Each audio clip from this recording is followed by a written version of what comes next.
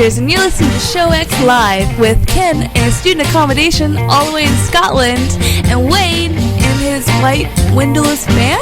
Uh-oh, I better get out of here. Enjoy the show!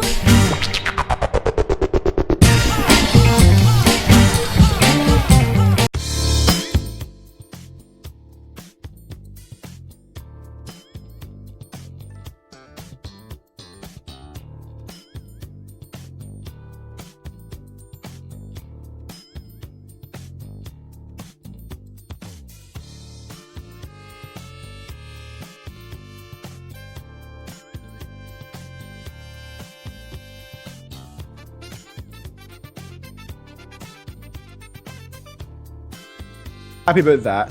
That makes me. What did you do? What? Are you hearing things? Yes. Are you hearing multiple things? Yes, I'm hearing this show twice. See, it happened on your end today, not on mine. All right, I'll fix that for you.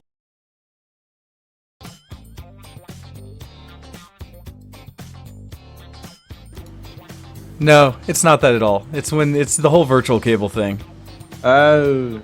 It happens, right? I shut off the things, I turn it on for the show, the stream kicks on, and then all of a sudden it's like, hear us twice!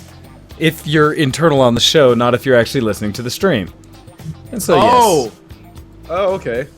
Same thing happened last week when I was doing the thing with Brad Sucks, and unfortunately I was tempted to restart it even earlier, but I didn't want to break the flow with the music leading into the show. Of course. My mistake. So that's our quality and professionalism for today.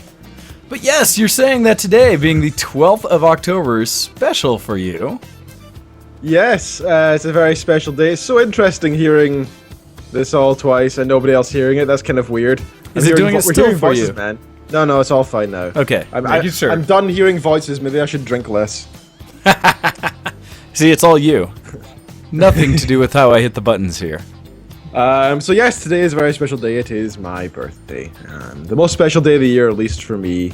And all followers of the Ken faith. No, wait, I don't have that yet. That's later.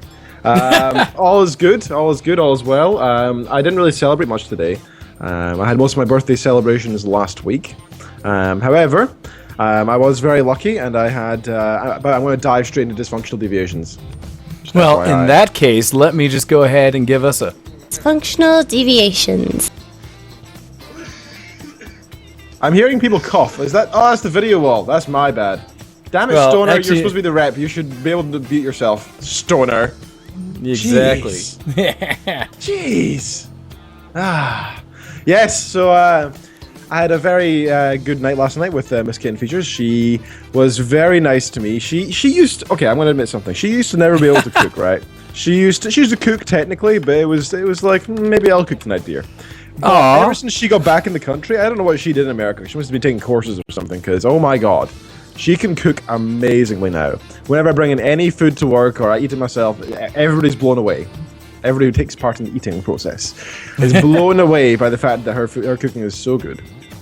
So she cooked me a giant ham, like freaking massive, covered in pineapples and cherries. Ooh. Cooked it for like 4 or 5 hours. She made these awesome glazed carrots. They're all honey and syrupy and sugary and nice. And sweet corn. And she made me a whole cheesecake. Oh, awesome. Wow. Yeah. Wow, that sounds like quite the spread. That sounds like a proper American-sized meal. Yeah, I think for some reason it was like that, yeah. So I was kind of like blown away, and I was like, oh man, when it comes to her birthday in December, what am I going to do? Because I can't cook that well, and I can't bake. So I'm going to have to write her a song or something and actually do well with it. I don't know. There you go. Gonna have to use all that geez. talent you've been storing up there in that guitar you keep letting sit beside you. Yeah, I'm very good at letting it sit beside me. I excel at that these days. So, yep, that's been good. I've also gotten some booze. I got some from my parents, and I got some from Graham as well last week. Some fancy American vodka that he got while we were in Florida. So he gifted. Nice. He opened that last week for a special occasion. He said he was holding it for.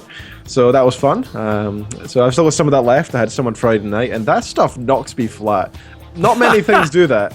Maybe it's because I'm getting older. Maybe it's because I don't drink as much as I used to. But that stuff knocks me flat. But thankfully, I'm not on that I know. You're so old now that your liver is just not keeping up. I mean, All of those extra 2 years you've had over American drinking age. So old and crusty, Ken. I know. I'm having a third age mental crisis. Okay. Middle-aged life Christmas. Yeah. No, yeah. you're not middle-aged. So no, you're talking third like age. Yeah, I was gonna say if that quarter age, probably maybe. Probably in Scotland. It's probably lower than here than in America. Just all the booze. Got some good cooking stuff. Got some good gifts. It was all cool. I think I showed last week on the show. I don't remember if I did. These wee guys, little Goku and little. No, Heisenberg. I don't think I saw those. They're not. Oh, well, got these wee guys from Graham. They're cool. They're collectibles. I don't know what they're called. It says on the bottom, but they're really cool little things. I don't normally have ornaments and things around the place, so it's kind of rare for me. That's it. So it's nothing like my office, which is more than adorned by every kind of nonsensical thing I could come up with. But I've got a nice little collection. My parents dropped off some old stuff from their house that I used to have, like V for Vendetta. Hey. Who is missing a hand. I don't know why. La Revolution. When he arrived, and for a while afterwards, he's been like this for like years apparently, just really sleepy, so I had to wake him up and take the hat off. So it's good to have a full collection of geeky things now. They also arrived with some pictures from my previous birthday. Well, one of my previous ones years ago. Prepare for a laugh. Yes. So the great thing is that's one that I showed. What, did you have that one posted on Facebook? I think your father had put that one on Facebook. Yep. Yes, so for anyone who hasn't seen it, there's a wonderful picture of Ken with long, luxurious locks that I was trying to describe or decide if they were better or worse than what the dog had. Yep, it's difficult to tell the difference of who's who there.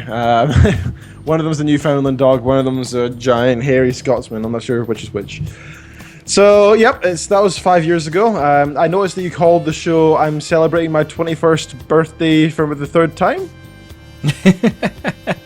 Oh, come on. That's drunk. No, that's a classic thing done for all those ladies that normally it's when they turn over 29, and they kind of keep that plus as it goes on throughout the years.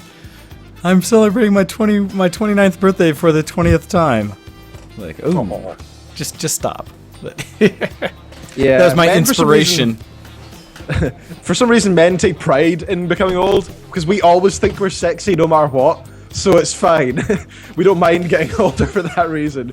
Women are very self-conscious and they're just like, oh, when I was 21, man. I don't know if we're just deluding ourselves or if they're deluding themselves. I'm not sure, but also, Hando says it's the 23rd year of the birth of our glorious leader. We are so lucky. OMFG dat hair. Let the Wookiee win. Nice. Very well played, Hando. You can call me Kim Jong-un from now on, then. Ken Jong-un. Oh, that's too good. Except the difference is we've actually seen you recently instead of supposedly being put away with a leg injury somewhere for the past month. There's been a lot of speculation on that. Some people think that his daughter, his niece, is taking over. Sister, one of his sisters, something like that, might be running in his absence, and that while he has not been seen through many of the more recent events that normally he'd be front and center for, that they're commenting that no, he's just had some leg surgery type thing or something he's working on. Not what they're not wanting to tell you is, his military advisors who feel like he's not running the country nearly as heavy-handedly as need to be, basically cut off his legs at the knees. Or likely, So those are the leg, injuries or something he's dealing with right now, and so. You never know. Maybe the army guys are all cool and they're like, "Oh, this guy's an asshole. Let's get rid of him." Now we're going to become. Apparently, they engage talks with South Korea now. So you never know. Oh, never know. Yeah, you say never know. I'm pretty sure we know about that one. Oh wait, I got one for that. Kids these days in their crazy language, am I right? So, I am not Kim Jong-un. I have no connections with Kim Jong-un. Thank you very much. No, he is Ken Jong-un, our glorious leader.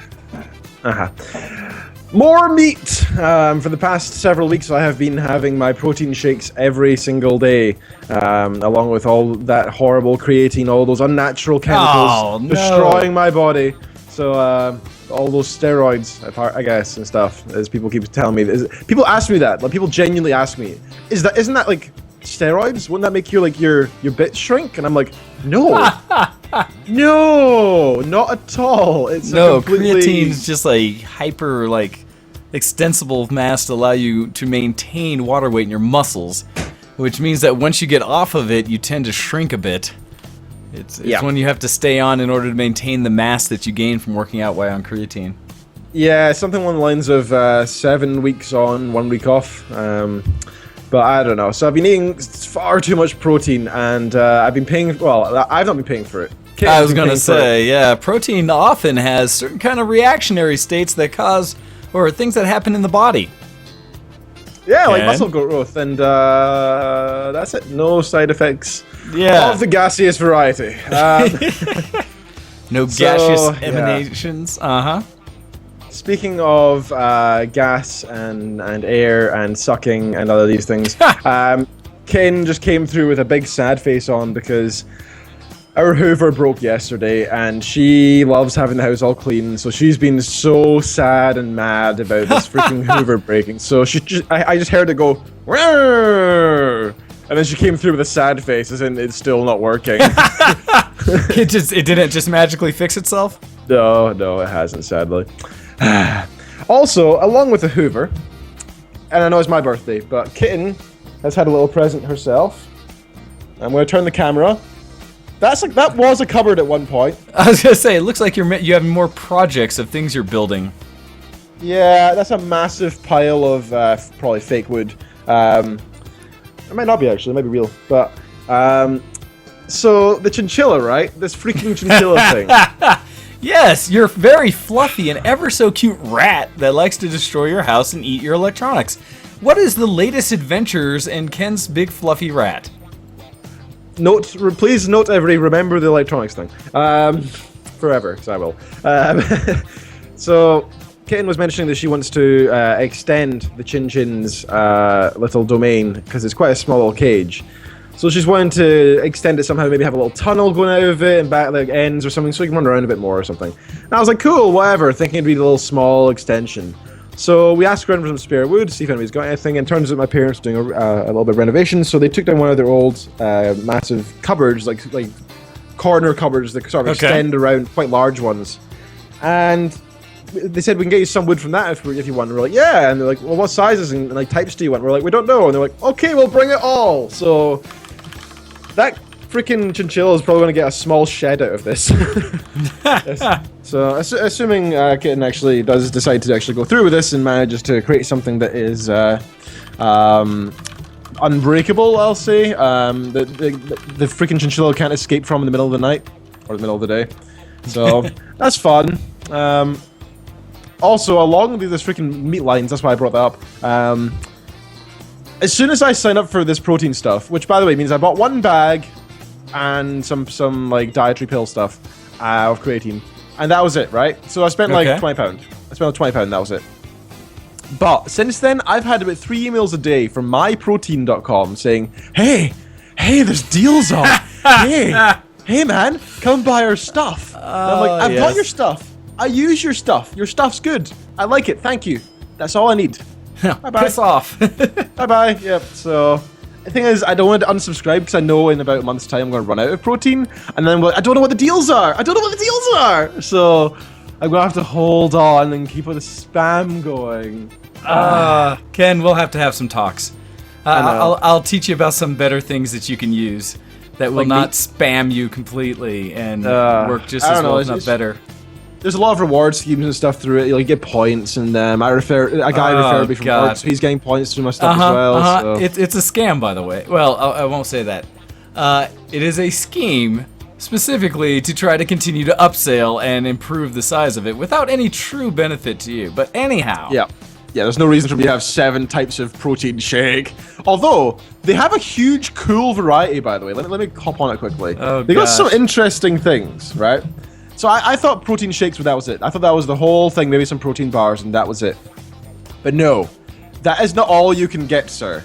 You can get protein whey, protein milk, protein non-dairy, protein blends and formulas, protein bars, protein foods, which, by the way, is not just one little thing, one little section. You can get protein peanut butter, protein almond butter, beef jerky, biltong. I don't even know what that is. All of those things are naturally filled with protein. You don't need to buy it from them. Go down to your chicken local market. pasta, hot chocolate, protein cookie.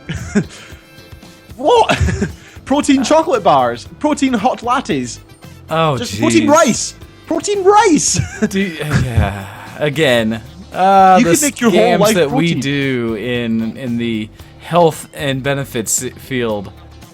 Protein muffin mix. I mean, what? So What- all who that would is, be like- all of those, Ken, all they are is they take some of their protein powder and make it in with the mix. That's all it Yeah. takes. You can do it yourself with all of your favorite mixes from the store. But why? You just supplement out a quarter cup of whatever it is and add a quarter cup of protein. It's done. Or just add it. It's so easy. But who's gonna be Yes, like, guys, this you know is your what? technology news for today is how to not get pulled in by the scams of every kind of health benefit thing out there. Learn that you don't have to be a mindless drone and you can do most things for yourself. I need protein. But why would you need to wake up in the morning and have your protein like oatmeal, then go to work, have your protein shake, then go to the gym and have your protein shake, pre-protein shake with oats, and the hyperblend formula, then have your during shake, and then your after shake, then you go home to have your special rice protein thing with a bar in between to keep your protein up. I mean, you could consume like 7,000 grams, well, 7,000 calories, sorry, of food a day, just from this stuff, and it all be protein. You Yes. will clog yourself up with protein. You will get no good from that. Oh no, it won't clog yourself. Your body will just be making all kinds of wonderful things as it tries to process that protein, which, by the way, there are limits to how you can process. But the reason, Ken, is because we are here to pump you up. Yeah, it's terrible. Don't do that, kids. Don't do that. The Do thing some is, it's all research into natural. That's It's I'll all leave it yeah. at that. I would just say The whole natural. point is I don't like to get into these discussions on the show much because I have access to what I believe is a very good blend of things that are very natural and very good for you, proteins and other types of vitamins and such that I really do support. And I see a lot of the things that you can go purchase at your traditional stores, but from, oh gosh, heaven forbid, your Walmarts, your GNCs, your all these places that are essentially chemical cocktails of garbage. And the best thing I can say is, because I won't push what mine is, I won't say it on air, and I won't push what products I like, but I will tell you, do some research. And if you go talk to like actual nutritionists and people who aren't being subsidized to tell you what to buy, then by all means, find the stuff that's the most natural, that they use real food as a basis for it, that's not chemically enhanced. Unless you two, I don't know if you've seen the commercials over there, Ken. Have you seen the milk commercials? And I forget the company that does it, where it talks about having natural organic milk that's not been modified with steroids and things like that. Wonderful ad campaign, and I'll have to find a YouTube link for it. But what they do is essentially a gal is shopping for groceries and looking to pick up milk, and they have this guy who is obviously heavily muscled out, massive bodybuilder sitting there in a cow costume, but his arms are exposed and his face and such. And he's just like, oh, you need to buy this milk. And he's sitting there, he's got like a syringe poking into his arm, up in the shoulder. And she's like, are you all natural? He's like, of course. How would you not think I'm all natural? And she's like, what's that needle in your arm? He's like, that's not mine. And he's just talking like, totally unnatural. And it's like, You see, no, I don't ours have a is problem with natural. Ours is unnatural. not. Unnatural is not bad. Like, there's not. Just because, No, for you need to example, check people some say, studies. This is the argument people use with weed, right? They're like, weed's fine because it comes from the ground, man. It's totally natural, man. I'm like, no. Hey, I just saw a Poison post. ivy comes from the ground. You Yeah. don't eat that. I just saw a post that said, cannabis oil cures cancer. But Asbestos comes from the ground. I mean, like, no, you're right. there's so many It's things. not just you don't eat that. scorpions. But the key there, what I will pass to everybody, is every chemically built drug on the market has side effects. Every single one of them. So be No. very aware of what you put in your body. Drugs have side effects. Naturally derived Everything's a substances drug. don't. No, not everything is. That's what I'm telling you. Some things are just concentrated food. So if you're going to do something nutritionally for yourself, if you're trying to be healthy, what I'm advocating is do some research on what you're getting. That's it. I'm not going to tell you who to go to. I'm going to say natural has been proven to be better in so many ways. And so go do some research. I'll leave it at that. Let's get I off the definitely push that as well. health Do some research. thing and let's get back to like tech Okay. or other things we've been doing. So that's, the thing's been going well. I've been going to the gym a lot and stuff, and I've not been skipping much either, so I'm quite happy with that.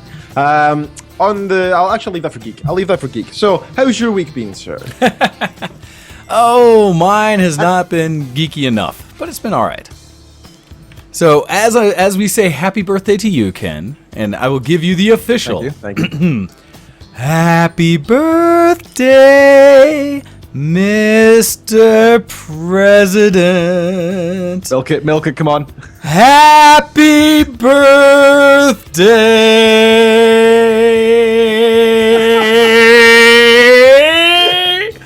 to you. I Is that enough milking for you? That to you on your birthday. Was that enough milking it for you, Ken? As long as it's all natural milk, man. Yeah, exactly. Well, I also wanted to shed a shout out to my friend Rose, our good friend. Oh gosh, I have to think. His Kodama, his wife's birthday was last night, and so we went out celebrating for it. And so went to the one of the local country bars, restaurant, club things. There's essentially some musician out there, Toby Keith, has made a lot of country music. And so he opened up a chain of restaurants for country dancing and bars and such. It's kind of this combination thing. It's somewhat odd, at least the one we went to, because I've been to one out in Vegas that was all right, but at the same time it was silly and expensive because it's Vegas. Well, this one is still a little silly and expensive, but it's up at Northfield Mall here. And it is one of the most bizarrely designed establishments I've ever been in.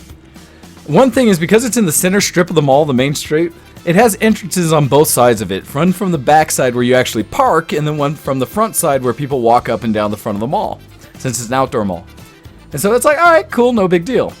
However, when you go in, it has the most oddly shaped bar. So it's supposedly a restaurant as well, but it seems like that was an afterthought. So instead what they did is they built this massive outline of a guitar in the center of it for the bar. And in the inside piece of the guitar is where all the servers, the barmaids and such work. And they have more room than we've ever seen in an establishment to move about. You could walk 5 people abreast between where the alcohol is and the front of the actual counter. And then the counter itself is so massive that you cannot reach fully across it with an arm where to like reach the other end. So it's like everything's being passed to the middle of this counter for you to grab your drinks. So short people hell is this place, yeah?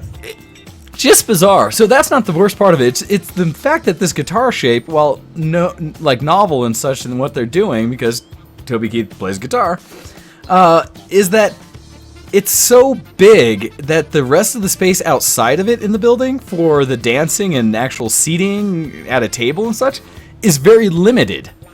Because they keep every space to walk around in hugely open. And so there were only like 5 or 6 areas with proper tables and then some booths, but we had a larger party, so we wanted to get one of these bigger tables. It took us an hour before we had to wait for a family to leave because the other 2 major tables were reserved before we could go sit down and actually get us all together.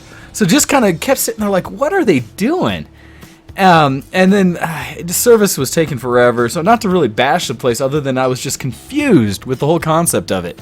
And then continued on and into the night where then the dancing started. And they also had a live band, which is kind of cool, a little stage set up. And this, for a country bar, what I would consider one of the smallest dance floors you could humanly have.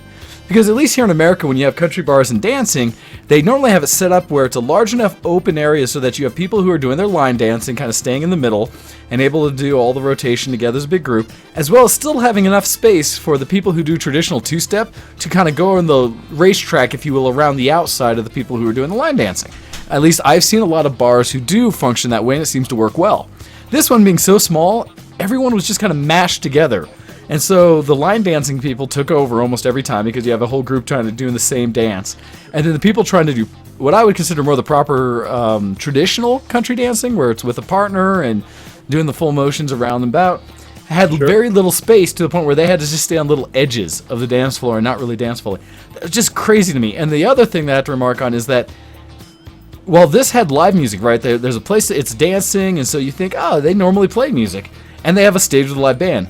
The acoustics in this place were some of the most echoey, terrible things I had ever run into. They have this standard thing now in at least American buildings where they have this big open air ceiling that connects the entire establishment that helps for ventilation and just kind of keeping cool. But then they had these other rooms closed off with the tables in it, except that it still had the open air above. So all of that sound carried throughout the entire establishment as though you were sitting right in front of the band, which would have been okay, except that they had the volume turned up to like 12, and they went past 11 to obnoxious. And we were sitting on the other end of the establishment through like some open wall type areas and had to yell to talk. It was just like, okay, this is ridiculous. So what's the point in going out socializing if you can't socialize? I've always said that about clubs and stuff. I don't understand. If you can't talk, there's no point in being there with other people. Oh no, we were fighting it and trying, and so voice a little strain from just trying to have a normal conversation with the people around me. So ridiculous. Anyhow, but a happy birthday to Rose. Thank you very much for inviting me out. Had a good time. Had fun pseudo country dancing because I really don't know how. And waiting until they, like every other country bar, reverted to playing normal music, like hip-hop and the other Cubic Shuffle and things like that. So thank them for playing normal music that everyone could dance to. And also, a special shout-out, and there are notes in it from the forum where Miss Kopii posted a link, and I believe we're going to get a copy mail from her about it. But yesterday, I believe, was officially Turkey Day for Canadians.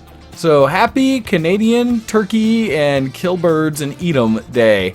Advocating eat birds and kill chickens day.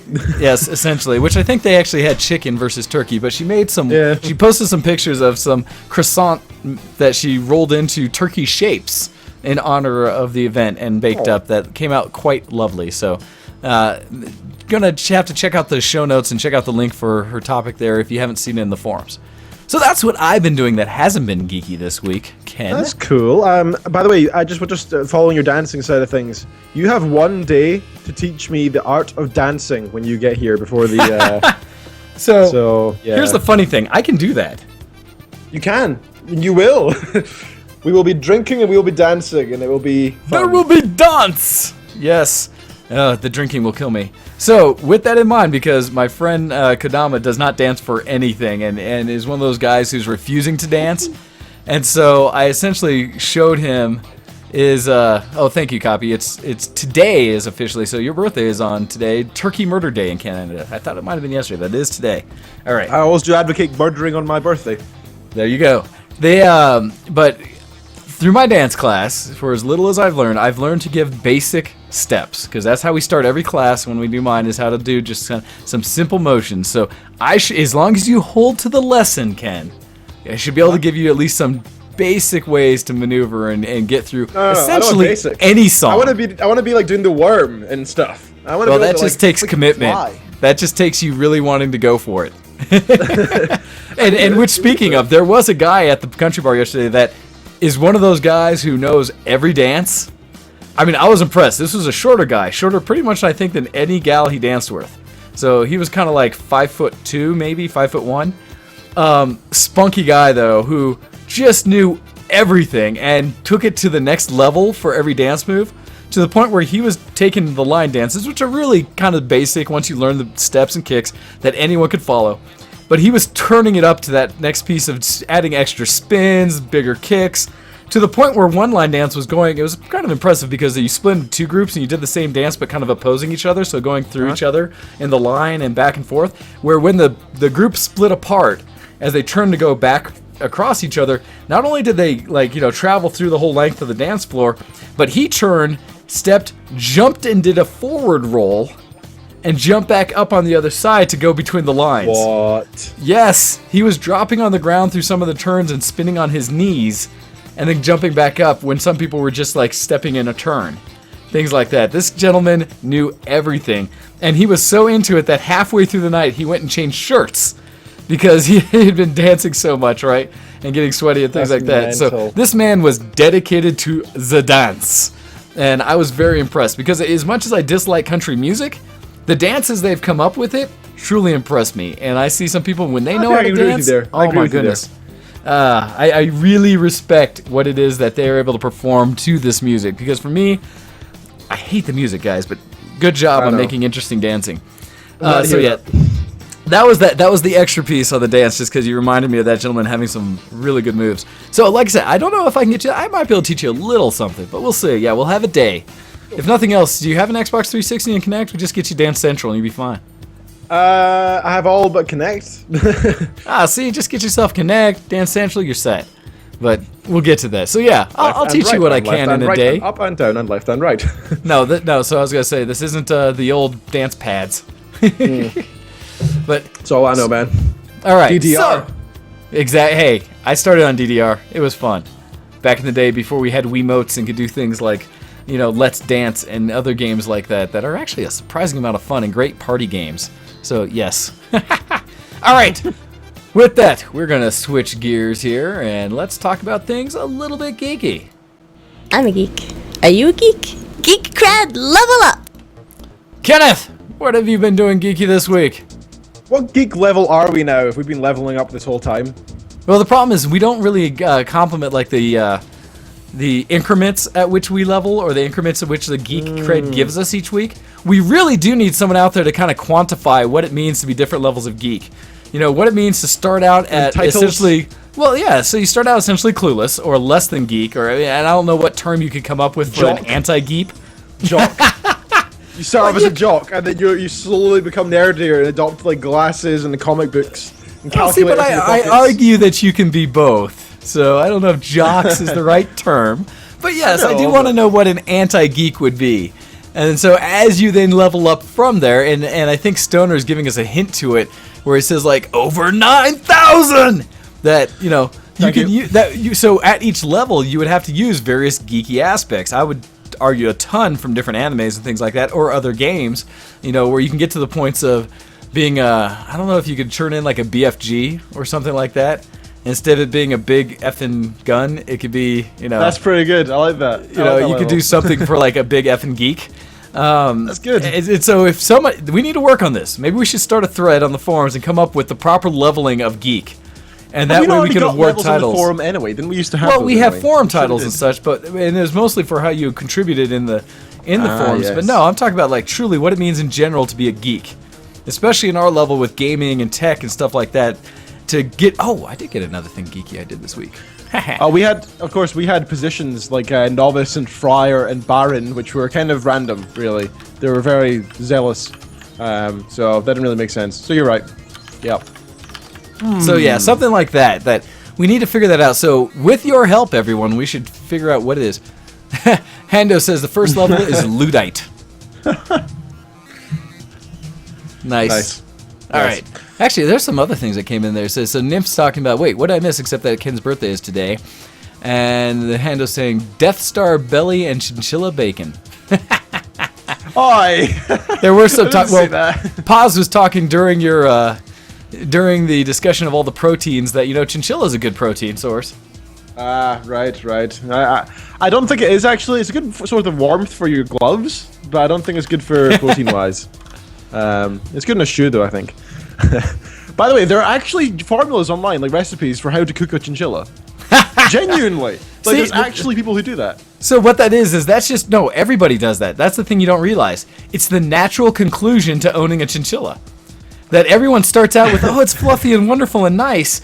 And then after owning it throughout its lifespan, especially as it starts to get old, and it's just this smelly, evil thing that sits in the corner and bites you whenever you try to reach into the cage or something. When it reaches that point, suddenly people turn to the internet for help. And they find the long-standing tradition of when you've had enough of your chinchilla. And they do, right along with the recipe of how to best gut and fry up your chinchilla, they have the same thing with how to skin and make those warm, lovely gloves so that you'll always remember it's time. If she heard this right now. She would cry. I'm not even joking. She would actually cry hearing this. I am an awful person, and I accept that. So, anyhow, back to our geek. Ken, what have you been doing this week as I wait desperately for Kopii to give me the email she promised? I know, Kopii. right? Jeez, Kopii. Why can't you just forget real life and come out with us all the time, Kopii? Jeez. And where's my birthday emails, people? Jeez, I've not had one birthday email. Hey, I gave you a snap. I don't have a phone. What? I thought you were back yet. I thought you were back to it yet. I don't have a phone. Oh, that's a good point. I look forward to seeing all those Snapchats for like a month. Yeah, I was gonna say the massive amount of snaps you have. Yeah, like all 3 from you. Exactly. Well, because I sent one like at 12:01 your time. That was so nice. A happy birthday snap. Well, too bad for you. You get no more. Anyhow, well, sir. I know you can get like Snapchat for Mac, but it's kind of like buggy. But I'm gonna get that later and have a look at it. I'll do that. All right. So, in terms of gaming first, turns out, if you did not already know, and I'm pretty sure you probably already did, I am terrible at League of Legends, and I'm really sad to say that. I keep trying, and I keep doing ranked, and I keep thinking, oh, I'm going to progress really slowly, but I'll get there, and I'll learn as I go. I'm just still as bad as I was on day 1. In fact, I'm worse. I just got worse. See, Ken, you need to come over to my dark side, the side of the ARAM, where you don't care. You just play and you have fun. I want to be a LoL pro. Hey. I want to be Cloud9, Samsung Blue. I want to be Korean. No, wait, that's not right. I want to be. I want to be a pro. No, I don't really want to be a pro gamer. I just want to be better at the game and enjoy my own, like, be proud of my own like movements and tactics in the game. Right now, I'm like, how can I still not last hit? I've played like 500 games. That's all right. Last hitting is a definite art and skill, and it's not one that I've been cultivating since I've been working on ARAMs. Yeah, it's one thing that I don't understand though. I mean, like, every time I play any role or any champion, right, I do awesome for like 2 or 3 games. Like, for example, Caitlyn again recently. I started playing her again. And I was playing ADC, and I was last hitting. I was like, yeah, no problem. I was attacking the enemies. Yeah, no problem. Out laning them and stuff. It's cool. I'm making them go back early, or I'm killing them, and I get fed and I win, no problem. And the team's like, oh my god, this Caitlyn's awesome. That, for every single champion I play, that happens for about 2 or 3 games. Then never again for 10. And it's just like, oh wait, you can play that champion a little bit? Let's up the difficulty here. And I get destroyed by like a Taric and, I don't know, Vayne combo, and it's just embarrassing. Like, why do you have Taric and why am I losing? Stunned, pinned to the wall, so much pain. Yeah. So, I had a moment on Friday where I played it and I was like, I'll just do one more. And you know what? If this goes bad, I'm just gonna leave it. I'm probably gonna have to leave it alone for a while again. Not quitting like I did that one time 2 years ago for like 6 months.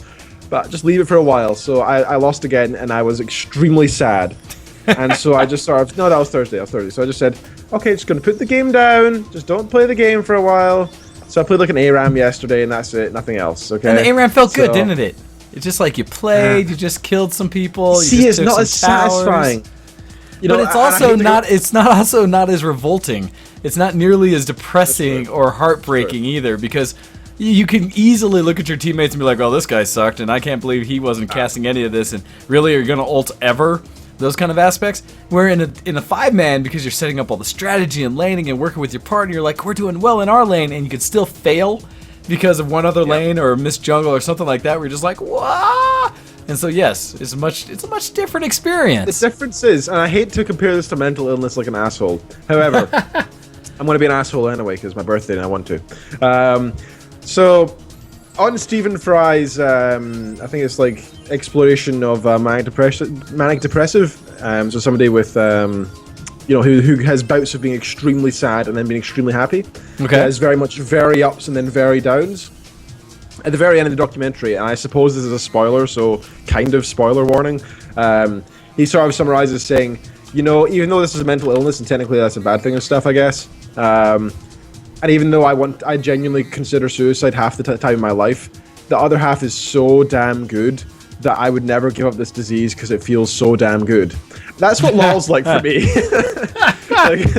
Because the highs are so high, but the downs, dude, I just want to slit things.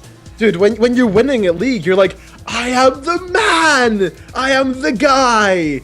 I can do it! Yeah! Then when you lose, you're like...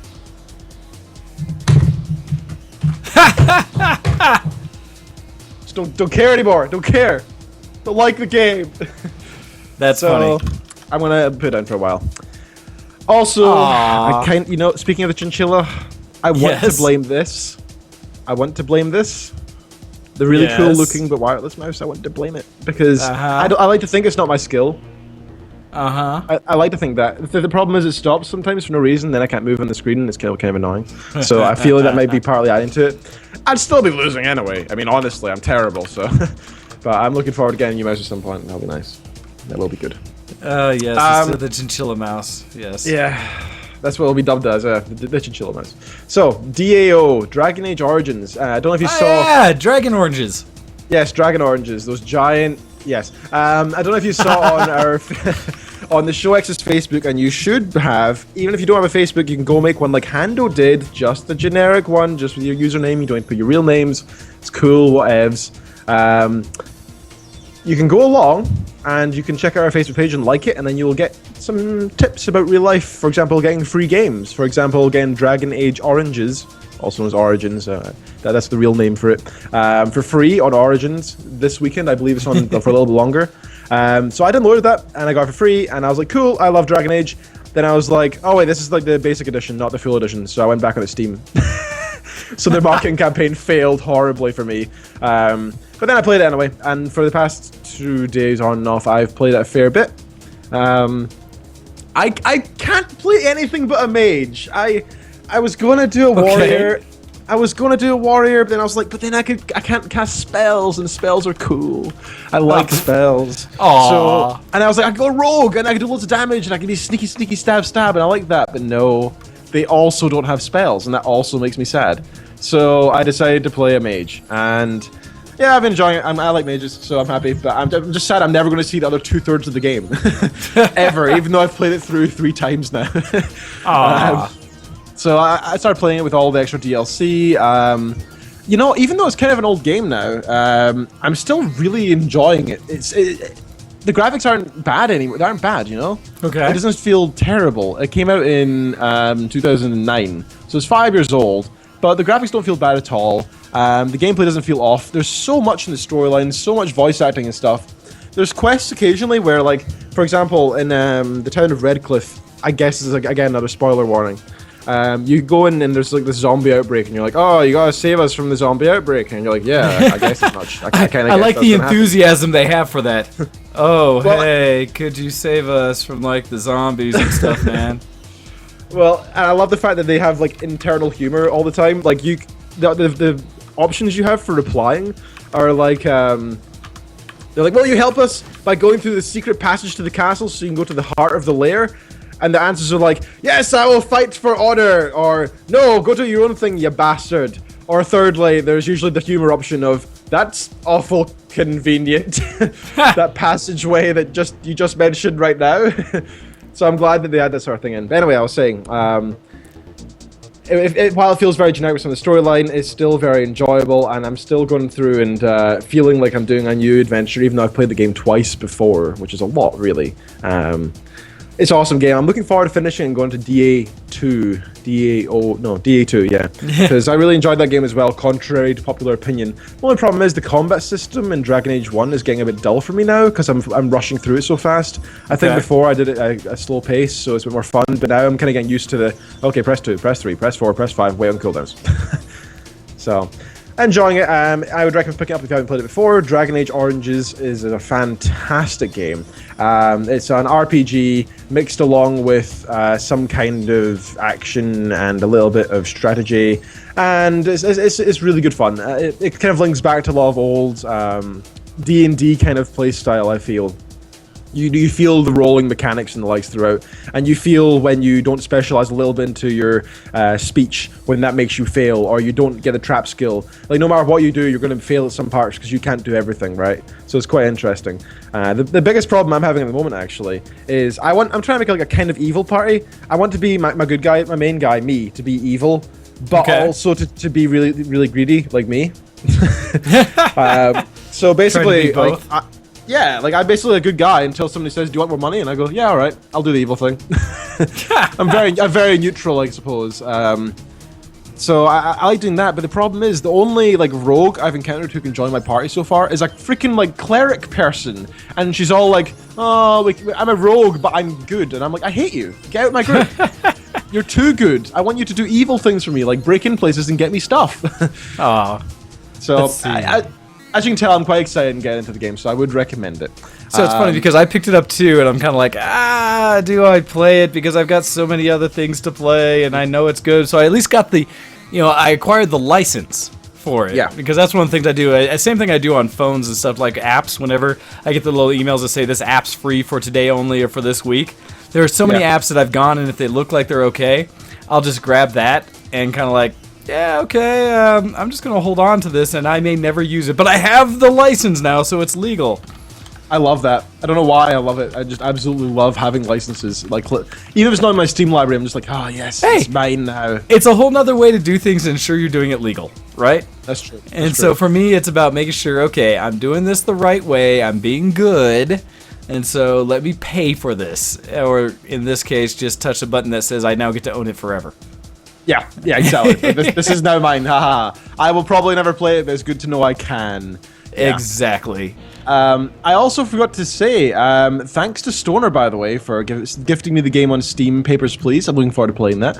I did actually, at first I was like, what is this game? I've never heard of this. But then I realized I have heard of this.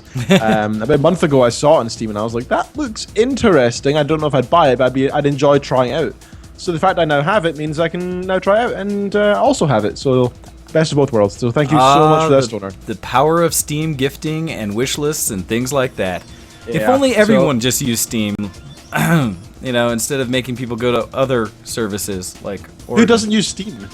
other companies. Sorry, try to force us into their ecosystem and say that you should totally, have friends here and not on the biggest gaming network out there. That's really smart of them giving out free games. However, all it did is make me go download it on Steam again. Well, so the funny part, right, is they give out free games, and I'll acquire the license on Origin as well, which is funny because on Origin it tries desperately to get you to install the game right away. Yeah. Like, hey, you're installing it right. I said, cancel. Yeah, I did the exact same thing. I just want it to show up on my screen like I can play it if I choose to in the future. Just like when they put Sims 3 out for free. And I was like, sure. Eventually I may someday ever play that again. But in the meantime, I'll just hold it here in my digital library that requires nothing but your servers to say I own it. So, I am bad for that, but yes. It makes us happy. Yeah. Makes us very happy. Exactly. So, you actually reminded me, Sims 3. Kitten's been saying to me, we need to play more, we need to spend more time together. And I'm like, okay. So, she was like, how about a game? That's a nice middle ground. And I was like, yeah, that's a fantastic idea. And then she says, The Sims 3. And I go, that's not gaming, but okay. I was gonna say all those multiplayer settings in The Sims. I hope you're joking because I don't have any. There's no multiplayer. We sit next to each other. Exactly. Yeah. I was like, is there please? No. No, there is not. If we could actually control our own character and play together, that'd be awesome. That'd be so much fun. I would actually really enjoy that. But we have different opinions of what to do in the game. I want to progress the career ladder, and that's it. She wants to build and do nice things. I just want to progress that career ladder. Just as an advice to you, Ken, or something that you're aware of, the way I used to play The Sims multiplayer with an ex of mine, with my ex-wife, is all she cared about was the designing of the house and making it all look right, and maybe some of the social aspects, right? Same as you. All I cared about was level progression, making sure my guy was the biggest IT geek ever in the world so he could take over everything. Yep. And so that's how I would trade it off. I would make sure, like, through the day, like, I would do all the work stuff and, like, the important things to level you up and make sure you're eating right and getting fit and all those kind of things. And then I would earn a bunch of money. And with all that money, I would turn over, like you do in a marriage, and give it to her to let her spend it on upgrading the house. And that's pretty much how we played The Sims. Yep, and so my houses ended up being lovely and gorgeous and more rooms than I ever, because it wasn't, of course, efficient, really. Because, I had to, like, walk upstairs and stuff and do other things like that. You just have one big room with all your fitness equipment, your books, your PC, your bed, everything. Coding, and your bed.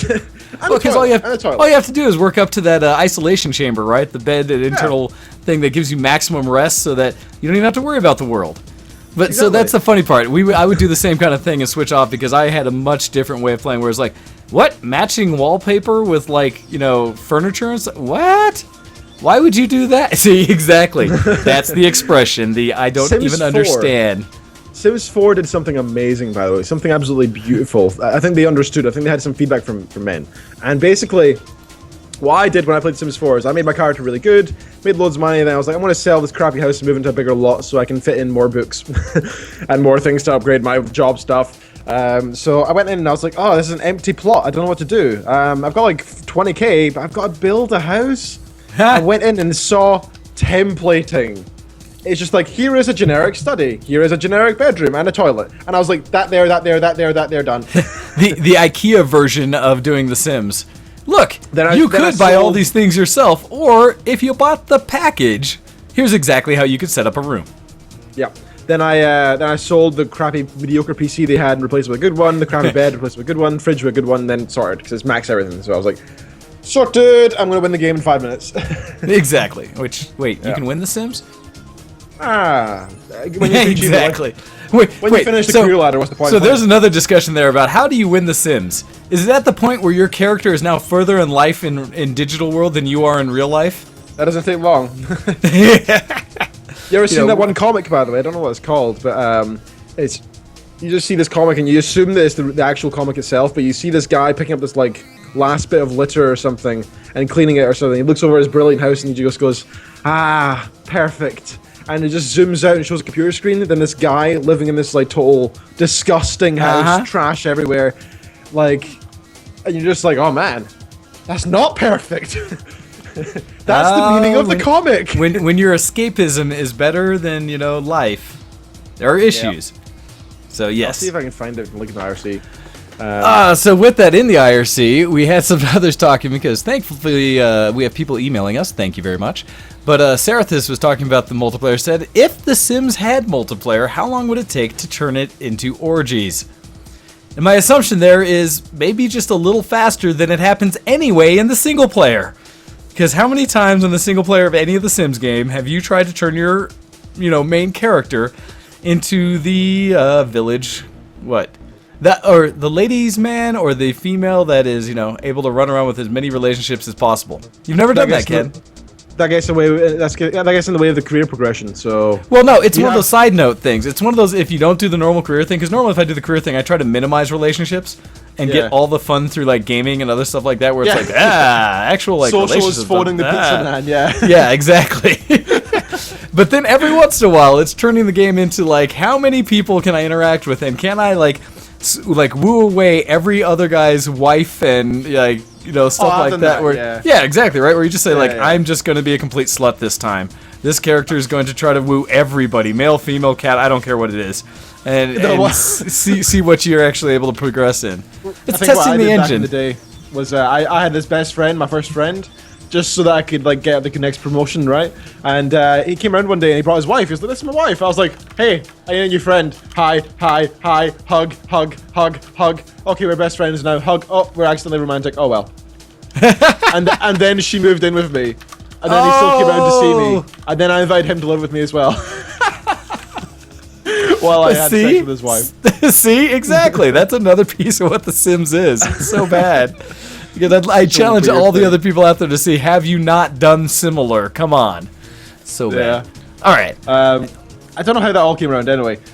So we've been playing Sims 3 on and off. We try to make ourselves, but the problem is, don't ever do that. Just don't. Because then you'll start making your friends, and then you'll have inappropriate relationships digitally, and it totally leaks over into real life, and they'll be like, wait a sec, does that mean you want to be with so-and-so? Just don't do it, Ken. That's a good point. I'll take that. I'll actually take that note quite. I'll take that on. Just saying. I was saying more along the lines of she's got all the expansion packs, like every single one installed, like every single one, like out of 40 or something. So yes. Even though I've got a monster of a PC, and even though The Sims was created like 5 years ago or something, I don't know, maybe longer actually. You can stack enough digital content on an old game to make it lethargic. 2009, 5 years. Actually, that was almost completely right. Yeah, June 2009. So 5 years old. Even though that, my PC is pretty new and fancy. It struggles to open that thing, and it struggles to save, and it struggles to move zones and stuff because it's just so big. Oh, it's what? Like have you not put have you not put that on an SSD yet? It's on the SSD. Oh, jeez. Okay, that's bad. Like, imagine it was a normal hard drive. Jesus Christ. So that's the worst part, is it takes so long to load. And when you're in game and you're like, oh, I'm just going to advance my career, and then some zombies attack you, and then you're like, go to university, and you're just like, what's going on? I just want to do my thing. What's the point of all this stuff? Oh, anyway, games making you play according to their rules in their world. I know, why can't we all just have our ridiculous. own sandbox? But it's just so much stuff at once, it's just unnecessary. And whenever I try to buy things, it's like, oh, you need to buy this through the freaking Maxis store. I'm like, no, thank you. Away with you. Anyway, lastly, I'm thinking about getting into pen testing, I mentioned before. So I've been pushing for getting some training done, sometime hopefully in the next year. This is not work related, by the way, just in general, I want to do this. So I'm pushing to get this qualification done. There's 2 certificates I need to get into pen testing and be qualified enough to hopefully be noticeable to my employer and be like, hey, put me into this role, hey. So it's not job related yet, but it might be eventually, we'll see. So there's 2 certificates I need, both £700 or £800 each, which is mental. Both are 90-day courses followed by a 24-hour exam. Let that sink in. That's a little bit scary. That sounds insane, So, yes. Hoping to do that at some point in the future. But it means I'd be an awesome, cool, ethical hacker by the end of it, so that'd be fun. That part would be a lot of fun, yes. I don't know if it's actually fun. It's just like learning how to live in command line and live in Linux. I don't know if I want to live inside Linux. Like, I will eventually be like in the show, and you'll just hear me going.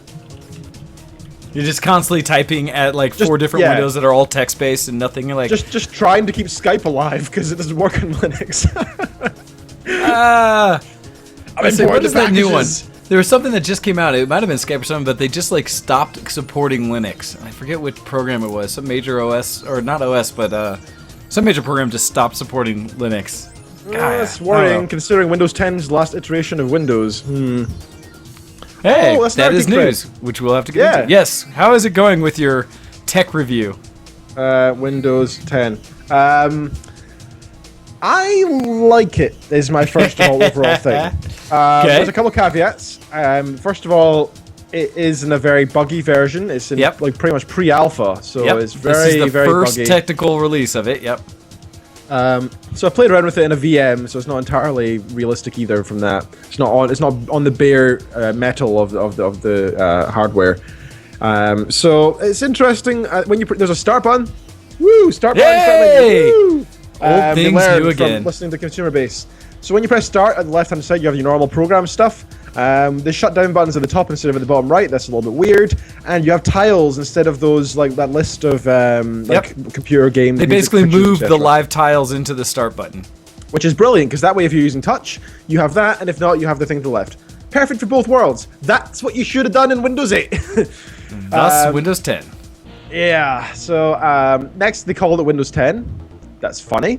It should be Windows 9, as everybody keeps saying. Well, you say that, but it's one of my friends, actually, Spencer made a good point about that too, saying that this actually lends itself, and you might have said the same thing, to better focusing on their competition against OS X, and not being a equivalent version behind, essentially, because you go into Mac OS 10, essentially OS X, and then you think, well, Windows is only up to Windows version 9.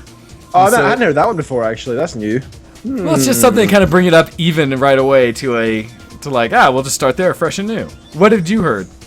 No, I heard that several things actually. One is a marketing thing. I think that's of course the most obvious one, it's really. obviously a marketing thing. Yeah, I don't care what the reasoning behind it is, but just the 10 does sound better than 9, right? You're just like, oh, Windows 10. I can live on 10. 10, I must have it. You know, people are just going to do that because people are stupid. So that's cool. I guess smart. Next, they've got the by default implemented Skype and SkyDrive and all that sort of stuff. Yep, all built in. It's good. It's pretty sweet. So you got to log in with your Hotmail account or your Live account, or whatever it's called these days. So you all might have cloud storage and the likes, which is pretty sweet. I'm okay with that. They're forcing on their product and they're making use of the fact they have an OS.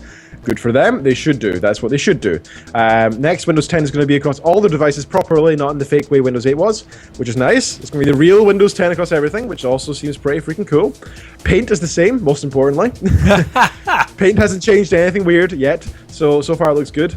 There's a few bugs at the moment. I noticed, for example, when you go into, for example, say your pictures library, your My Pictures, you go in there and you select multiple files by the tick option in the top right of each one. That was implemented from Windows 7 onwards, I believe.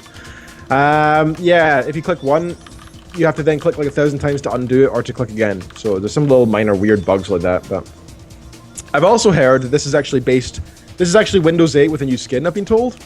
It's essentially, a lot of people talked about it like being a overall big service pack for Windows 8. Yeah. Kind of deal. But who cares? I mean, really, it's the version of Windows 8 I might actually buy. Yeah, and exactly. So that's kind of who the cares? key. It's just like when Windows XP came out, it was kind of like, it's all right, but it was a lot buggy. Or actually, a better example being when, because Windows XP made it to Service Pack 3 when it was the best, but like 98 when it hit second edition was the one everyone really liked. 98 was kind of buggy and terrible, but 98 second edition was amazing. So Yeah. So this is just Windows 8 that's been left to cook long enough. Exactly. Yeah, exactly. Hopefully, we'll see. So overall, it's pretty. I think it's very pretty. It seems like Microsoft actually listened to the consumer base by putting it in the start menu. I am actually looking forward to getting... What? Nothing. I'm actually looking forward to it as being my main OS if it works, when it's less buggy and fully released, and when things like SAM Broadcaster and Steam are supported. That's all that Well, the really nice matters, thing isn't is, at least in the tech preview, people have already shown that most of the current Windows 7 and 8 programs do work in it. So hopefully that means the code base is solid enough that it will have additional pieces. Other news about that, as we're now basically transitioning, but we'll come back after the break to my geek cred, as well as probably having a guest jump in to talk to you for a minute. But with that, no. They also, some of the notes on Windows 10 as well was that it'll be a full iteration of the new DirectX 12, which should be big news for everyone that's running on lesser graphics equipment. They've done a lot of optimization from DirectX 11 to 12 to make things run significantly better, especially some of the APUs, the onboard graphics chips that are coming out on both the Intel and AMD processors. As well as they're keeping all the file system and stuff like that from Windows 8 that people really enjoyed. So I've heard essentially nothing but good things, even though it's at a early buggy state. Yep. And so I'm very curious to see how it turns out. I'm happy that everyone's getting a chance to look at it. Oh, another thing they did, they have virtual desktops now built into the OS. Oh yeah, that as well. You forgot about that. That's cool. What was some of the other The pieces? only problem is the They're gonna have wallpapers. Well, they've said that it's not fully implemented yet, but at least they're showing that it's there. Yeah, so at least it's there at the moment. And then as well as they're going to they have a better Wi-Fi setup and a way to do like temporary Wi-Fi access, like hotspots, things like that it's better aware of. What are some of the other things they did? There's lots of little tweaks that some people weren't aware of, essentially, that are under the hood for it that people are starting to find. And so it's looking like a solid OS. We'll keep an eye on it. I've heard rumors it'll come out beginning of next year. And the other things I heard rumor of that I really hope is true, really hope, and if so, keep an eye out for it, is that they were hinting, or someone just said it might be a complete false, that they may think about giving free upgrades to Windows 8 users. Yeah, I doubt that. I doubt it, but if that were true, talk about a way to get back into people's good sides. Well, because you're still buying a license for a program, right? Windows 8 is still a full license right, thing. actually. It's a good idea because only 7 people. Only 8 people will actually upgrade, right? They get Well, it free. it's not a big upgrade process, but also people who were concerned that already upgraded to 8 and were trying to find ways to get back to 7, it's a way to push them forward. And one of the biggest challenges is because Enterprise is not supporting 8 at all. So companies are not buying Windows 8 because it just doesn't work for them in their environment. You're not trying to take all of your people who type all day and put them in this touch-centric type of world that totally changes things. You have to train them again. Not worth the time and effort. But going to Windows 10 makes a lot of sense. And so people that are stuck on 8 now and are trying to fight through it, if they were able to upgrade for free, would probably be really happy. So we'll see. All of that is up there and open, yes. Kopii talks about Envy is fighting to keep 8.1 from installing. And like for me, I have Windows 8 on both my PC behind the television as well as my laptop. But that's all I have, and I know a few people who run it, and they're fine with it, but a lot of them have modded it to actually bring back the start menu and act like Windows 7, so anyhow. That's enough of that. We're going to take a break, and then we will come back and continue some Geek Cred, as I will talk about what I've been up to, and we'll see what else is up. So with that, we'll be back in about 5 minutes, and as a preview for everyone out there, we're going to be playing a song from our friend, the Brew Guy. And so with that, we're going to be listening to I Smile When I Gank. And hopefully this was made off of something that's not going to yell at us in YouTube world when the show finishes up. But we'll see. Since we're going to have Brew Guy on next week, I believe. Yep. Is that correct? It's going to be awesome. Yep. And so this is going to be your teaser to come in and check next week as we have a special guest. All right, so with that, we'll be taking a break. You're listening to Show X, and we will be right back. Hi, this is Nicole Marie Jean, and you're listening to VTW Productions. Send in your emails to showx@vtwproductions.com.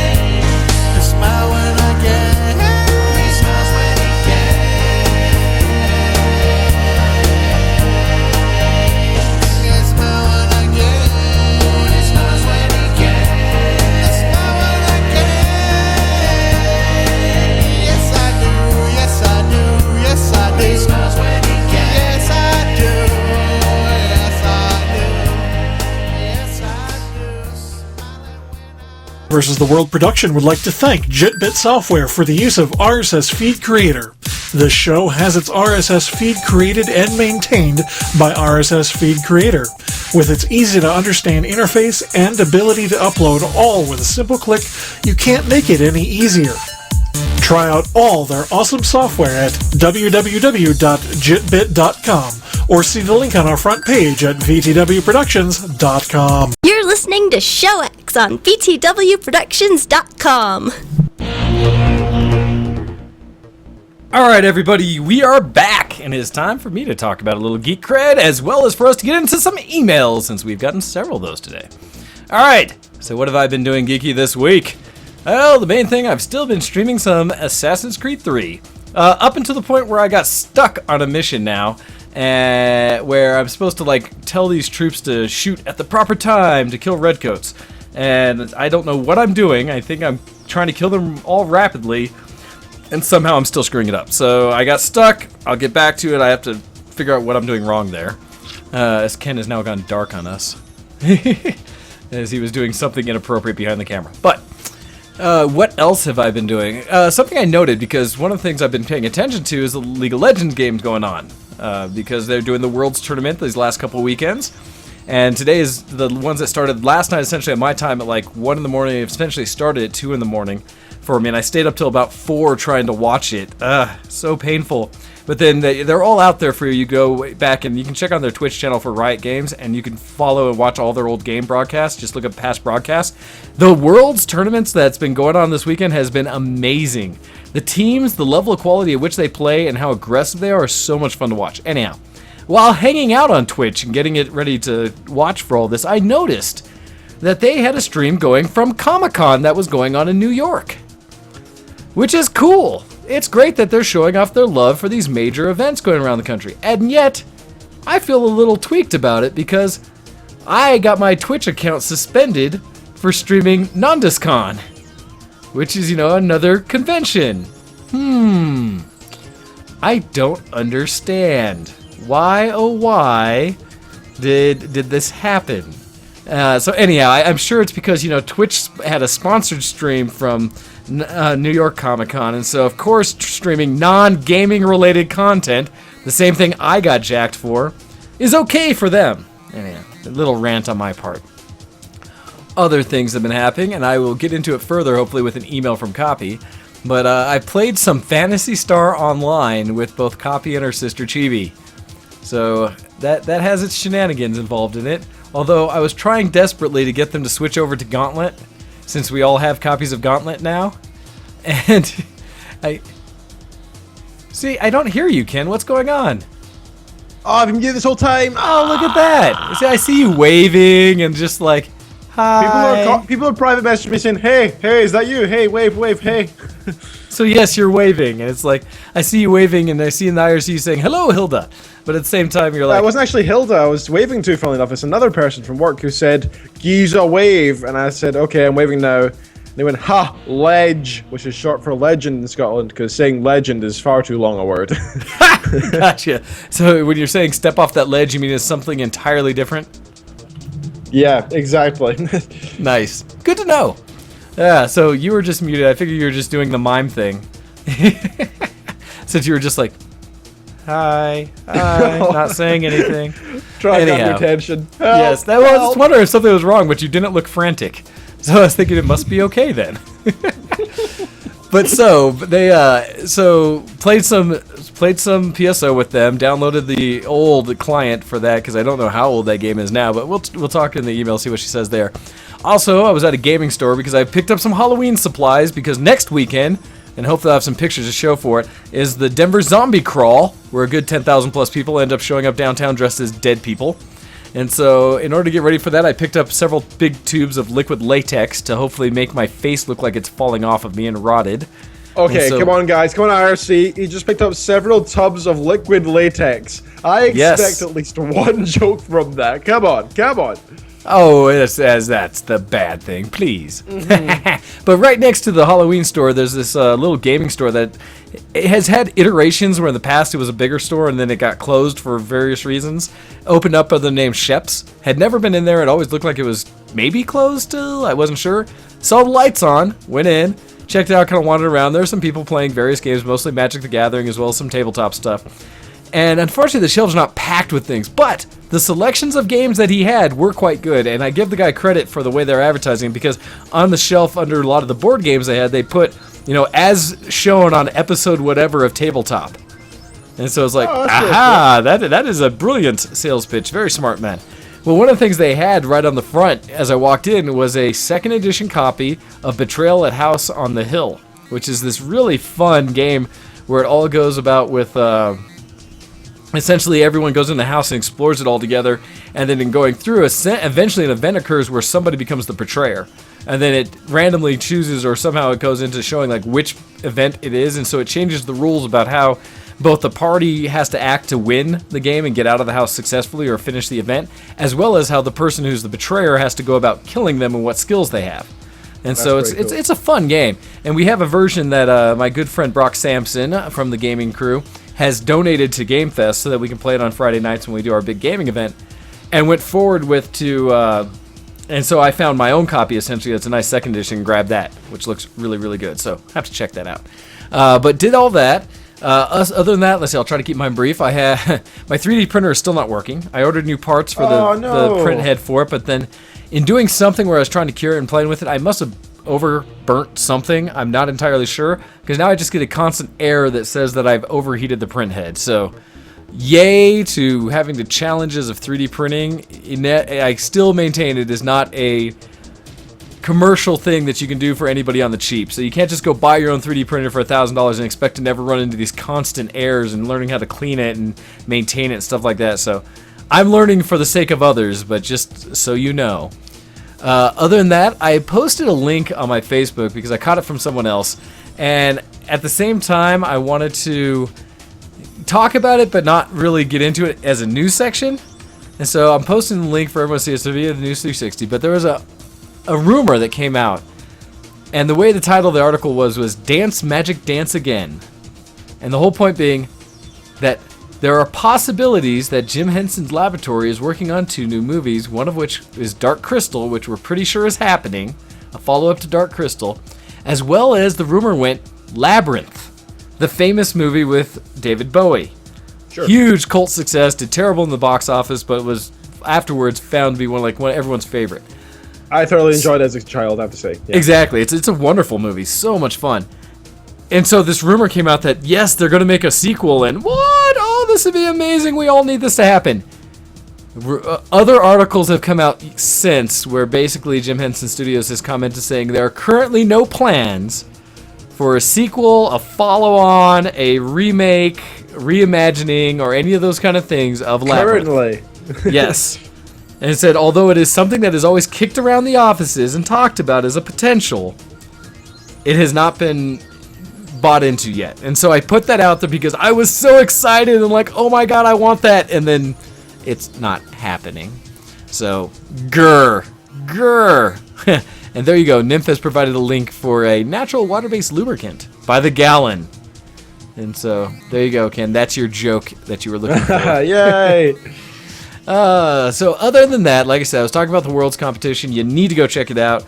Just watching it before the show even, there were some fights that it is almost mind-boggling to see the level of play they have and how somebody survives with like 50 points of life out of a massive team fight that everybody was focusing them on. But combinations of taking Thresh like lanterns out of the combat or flashing at just the right time and somehow disengaging. Just amazing play. So go check out their Twitch feed. If you like League of Legends at all, it's a game that you can follow and watch like you're watching sporting events here in the United States. Like you're watching people play, football and the rest of the world on the pitch and such, and really enjoy it. It is so well commentated, so well supported, so much information. They go into highlights on the people playing. It's so well produced these days. Check it out. It's so fun as well. You just get really into it and you want to actually back a team even though you have no reason to because you don't know anything about them, but you're like, you see that guy! Yeah, how they're playing, you're just like, that was epic. I now support you.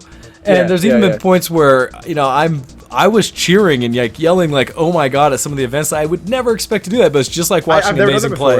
I know, it was crazy when I did it as well. I was blown away. So, yes. And it's hilarious. Did you see sorry to interrupt, but did you see it was the Intercontinental Finals, I think. There was one, I think it was the European one, where somebody was playing Tristana, and there was mid-team fight, and nobody noticed it during the games.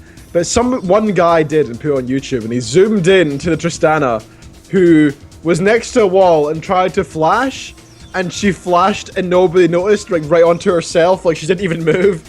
Yep. And it spread all over Reddit, and it was like all over the internet. And Essentially, then, like, because commentators and nobody noticed it live, that she burned a so flash funny, without though. even going anywhere. that guy that's pretty messed up entertaining. so badly that he messed up his flash. Oh man. Well, Love and it's that. a big deal at that level because professionals don't tend to mess up, and so you see the play they make, you're just like, that's amazing. But when at it that happened level. though, like they showed the video of the Tristana flashing, then like sunglasses went down on her. Like nobody noticed. Yeah, it's like, don't watch me. That's funny. That's funny. So yeah, no, I throw it out there. All right, with that, as we finish up the Geek Cred section, and we barely have time for news today, but we're going to get into emails. So with the emails, I'm going to jump right into the first one. That is a regular Geek Cred one that says, hey, it says Geek Cred update. Dear Crew X, Serathis here with a bit of Geek Cred update. I have watched my second anime, not counting the 22-minute toy commercials like Pokemon. While Slayers got me in a constant state of, oh god, I can't breathe, laughing too much, Modoka didn't. When a friend asked me if it was any good, did I enjoy it, my answer was, it was good. I did not enjoy it. I don't think it was meant to be enjoyed. Actually, I watched it 3 weeks ago. It took me all this time to conjure up enough force of will to write this email without regressing into a fetal position, mumbling how horrible life is. That crap be bleak, yo. Serathis. P.S. I haven't touched the drone since. So thank you for that, Serathis. Yes, anime is one of those things that most of it's fun and entertaining in those ways, but there are a few out there that are just depressing. One of the ones I always talk about is Grave of the Fireflies, because it's a World War, or wait, is it World War II or something? It's a war movie Is or it just such like that. a bunch of nerds sitting around watching Firefly? They've been really sad when it ends. Okay, well played, Ken. That was good. No, this one is about two kids, a brother and sister, I believe, who are caught in war, and all these things where they basically get hidden away in a cave or something as their town's bombed or something like that. I think it's in Japan during World War II or something, Hiroshima, something like that. And as they emerge, like, everyone's dead, essentially. And it just goes through their struggle of trying to survive in this world where everyone is being destroyed from war. And so nothing about it is happy. The entire anime is just depressing. As all get out, to the point I didn't finish it. I just stopped. Like, I feel bad every day when I watch this. And I want to say it goes even so far as I don't know if both of them have died or something. Like, an anime might even be like a twist on it, is that they were both dead the entire time. And stuff, it's just, it's so bad. Nymph is saying that Graves of the Firefly ain't sad. They say, if it's the one I'm thinking of, whichever World War One or Two one it was depressing. But yes. So anyhow, good job on watching more anime. You should find many more. I'm watching, like I said, I just finished, what was it, Project Zero. That was quite good. And now I'm watching, it's still subtitled, but what's the one I'm watching right now? It's been surprisingly entertaining. Oh, I'm watching Blue Exorcist, which is a lot of fun right now. So, okay, maybe not everyone's dead, but whatever it was, it's been years since I've watched that anime. I was not happy. Not a happy camper. All right, your turn, Ken. Grab us another email. It's going to be awkward saying this to myself, but okay. That's why I did that. Subject line, Happy birthday, Ken! Hello, Ken and Wayne. Firstly, happy birthday, Ken. Thank you. My geek credit this week is getting back into Warhammer 40k, which I have been building quite a lot of stuff for. Also, I picked up Assassin's Creed 3 and 4, Black Flag. Well, nice. Both of which are amazing games. Maybe you and Wayne can discuss it together, because you're both doing that. The uni course is absolutely incredible, and I'm thoroughly enjoying it. However, I did manage to dig a dark, dangerous hole for my... Oh, did you? Did you finally do it? No, I'm kidding. For myself. So bad, Ken. Gosh, yes, we love you, Stoner. Oh, we do love you, Stoner. As you go in to talk about your lady friend. Yes, go. Continue. I unfortunately managed to upset my lady friend. The good news is we managed to meet up and sort things out. So it's in a position where it is fixable. Don't call her a name. I'm kidding again. I'm kidding. I'm sorry if she's listen. If you told her to listen, she's gonna be like, "These guys are assholes. Why do you listen to assholes?" let alone support them. No. Your personal IRC rep. I thought it was just for the show. I didn't realize you did it for the Ken channel. Fantastic. The mighty Stoner. Thank you very much for the birthday wishes and for the sentiments, and I'm glad everything's going well in your life now, Stoner, even if it wasn't for the past little while. All right. Thank you. Next, Happy Earth Day. My geekery is limited to a bit of hunting nerdiness. So this comes from Pusa and saying, spotted a pigeon in a tree. Thought it looked like a collared dove. Was that Tigerdew? I'm assuming is how that's said. Looked again, noticed the lack of color, pondered. Concluded that it was not a collared dove.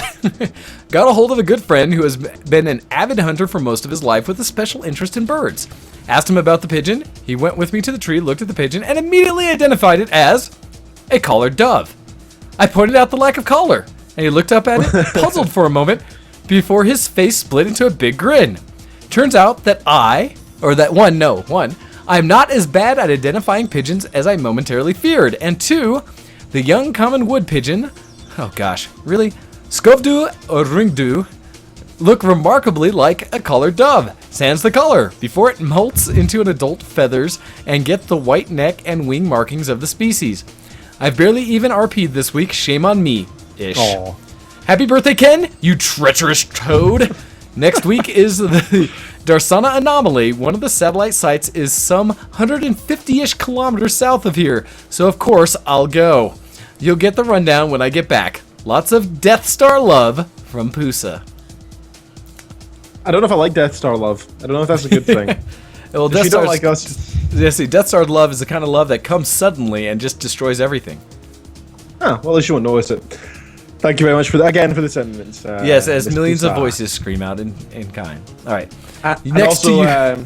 Thanks to Spawn 2.0, no doubt controlling your mind by now. Yes, emotionally, you have been compromised. Yes, you have been. Or at least hormonally. This one is from Mr. Kopchek. This subject is ARAMs pulled me back in. Woohoo! You've got a convert, sir. You've got a convert. FTW, just saying. So I was reluctantly queued up for an ARAM with a few of my friends, and TeamSpeak, as I'm saying in the queue, I told everyone I suck at ARAMs and League in general. Everyone there was super nice and understood that being at level 10, we're going to pull in some scrubs. I re-rolled Nunu into Dr. Mundo, and Yes. despite being that's horrible to worse. No, it's not! Mundo is I so don't- much really- better than Nunu. What are you talking about? Cleavers I for don't the like either. win. Super I hate tank. I hate them both. No, You fail. Can't stand it. Continue. Despite being a complete noob to Mundo, only playing once before, I managed to get a pentakill. Jesus Christ! Ding, ding, ding, well ding, done. ding! Oh, what did Well you say about done. Mundo? Uh-huh. That's right. Hey, Mundo for I've the seen wheel. Nami pence before. That doesn't mean anything. Pentakill! Never seen a Urgot one though, but I don't think anyone No, has. you're never going to see You know what's that. funny, by the way, before we continue this email, I used to always make jokes about Urgot being the worst champion ever, but after watching the championship series, he actually has the worst win rate, like, ever. So you For were like 4 justified in years. that. I just assumed he was terrible because he was a giant man crab, never mind the fact that he was actually a really bad champion. So apparently he's recently been beaten by Elise after she lost a lot recently, but anyway. I managed to get a pentakill in the team fight when I just went all YOLO into the fight right before the final towers. You don't go YOLO. Oh my god. Okay. Well, clearly you do. Clearly you know better than me. Well, no, but the So- problem is YOLO doesn't really account in League of Legends because you live as many times as you need to and the timer's true. out. True. So I'm not sure if my internets can hold up, but I'm up for ARAMs for a game night cup check. Yay! Look my at that. Birthday, yes, I would love to, but I'm probably going to be spending time with Kitten. But if she's asleep, which she currently is somehow, I will happily play games. Yes. You'll be able to sneak in at least one ARAM, Ken. Just don't say anything loud. Just suddenly start it. The show never ended. We just rolled right into it. Start right now, you mean? Start right now. Oh no, What? no! I'm saying as soon as the What? show What? ends. Stop it, Ken. Stop it. So that is good to hear, Cupcheck, because ARAMs is a gateway drug to League of Legends. It's the easy, lighter way of playing the game that I used to lamblast initially, but now I've realized how wonderful it is. So yes, play ARAMs, play LoL. It's a great game. In fact, if you want to, you can always sign up under Doc Dad's account and not Ken's. Although I guess I've already got all the rewards I need from it, so we can Yeah. get Ken some. I What's the suppose. gap for your next one? It must be like 1,000 away. There are no more rewards. All I get now is for every other person all. gets, I get more IP points. And so That's not I bad, no though. longer get anything else after my 550 people or whatever, 505 people or something that have signed up under me. I think I've got 5. All right, we'll let you put your link in the show notes then. yeah, thank you. All right, final email of the week. Copy mail, chibi loot, and turkey bread. Hello, Mr. Wayne, and many birthday wishes to Dr. Lord Reverend and Bachelor of Science, Kenneth Neil Reed II. Today is Thanksgiving in Canada, but we all know that the real Thanksgiving is next month, so we'll just call ours Turkey Murder Day. We didn't actually have any turkey, so I made little turkeys out of croissant dough, and she provides the link again that'll be in the show notes. I'm back in my hometown, hanging out with my mom, and taking advantage of the functional internet. Yay! I played so much PSO Blue Burst with Chibi since I got here, and at one point we had a Doc Dead join us on Ragol. It was great sharing nostalgia as we died many deaths and Chibi looted the place. 12 years later, still nothing better than sisterly shenanigans in Phantasy Star Online. You know, unless Sega wants to release Phantasy Star Online 2 in North America anytime soon. But I'm not bitter about that. I could go on, but I need to free up my hands to help my mom with her Halloween costume before Chibi gets home from work. Then it's back to Ragol. Phantasy Star forever! With the love. See you next Sunday. Much love. The original copy. Lantis Grayfield, Level 9, Human Force, Eden Server. Thank you very much, and again, for wishing Kenneth his happy birthday. Yes, thank you very much, Miss Kopii. Thank you very much. Yes, so what she alluded to there is her sister Chibi is a ninja looter from All Ninja. While Kopii and I were going around tanking the mobs, trying to kill everything in Phantasy Star Online, we noticed a severe lack of Chibi. And then we go and suddenly we finish killing everyone, in which point, because they keep spawning in an area until you finish all the wave, essentially, is how their mechanic works. And so we kill everything, it's like, time to go loot. And we noticed all the chests are gone. All the boxes have been broken. Oh, well maybe up here on the hill on the next little area. Nope, those are gone too. Oh, that's right. That's where Chibi was, collecting all of the loots. Of course she was, yep. Now, in her defense, she does say she likes to share after the fact and will distribute loot. Of course, I suppose that only matters if you can keep up with all that she grabbed. So, I see what you did there, Chibi. We saw what you did. Anyhow, it is now time for us to add in another friend. And let's see if I can get this to work correctly. No, not with that, because that is no longer accurate. Get rid of that, do this. Nope, see, that's not working either. I tried to have this set up so I could do multiple. Boo. Noob. Well, we'll see if it works if we get an answer here. Wait, are you with us? Hey, can you hear me? I can hear you. Yay! Yay. Hey. So I just wanted to call and, wish us, a happy special day to, the special person on the video wall, and that's Kopii, happy turkey murder. Actually, no, I have a present for Ken. I present to you the 3 wise men and the wise woman. Uh-oh. Thank you. This sounds like something. When this life is over, I'll fly away to a land on God's celestial shore. I'll fly away. Oh, I'll fly away. Oh, glory. I'll fly away. When I die, hallelujah, by and by, I'll fly away. Just a few more weary days and then I'll fly away to a land where joys will never end. I'll fly away. Oh, I'll fly away. Oh, glory. I'll fly away.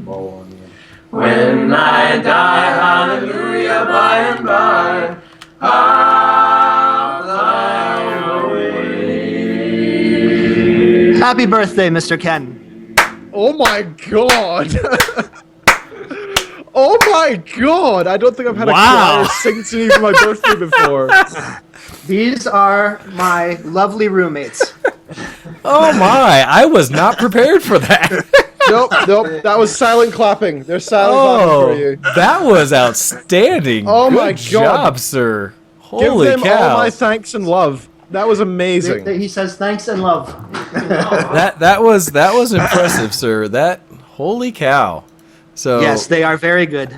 They are very good. I am speechless. Oh my god! Last week I had people draw a painting of myself and my wife, and today I had a choir sing to me. This has been a very interesting past couple of weeks. Thank you so much, Hando. That was absolutely beautiful. I'm glad we have that recorded.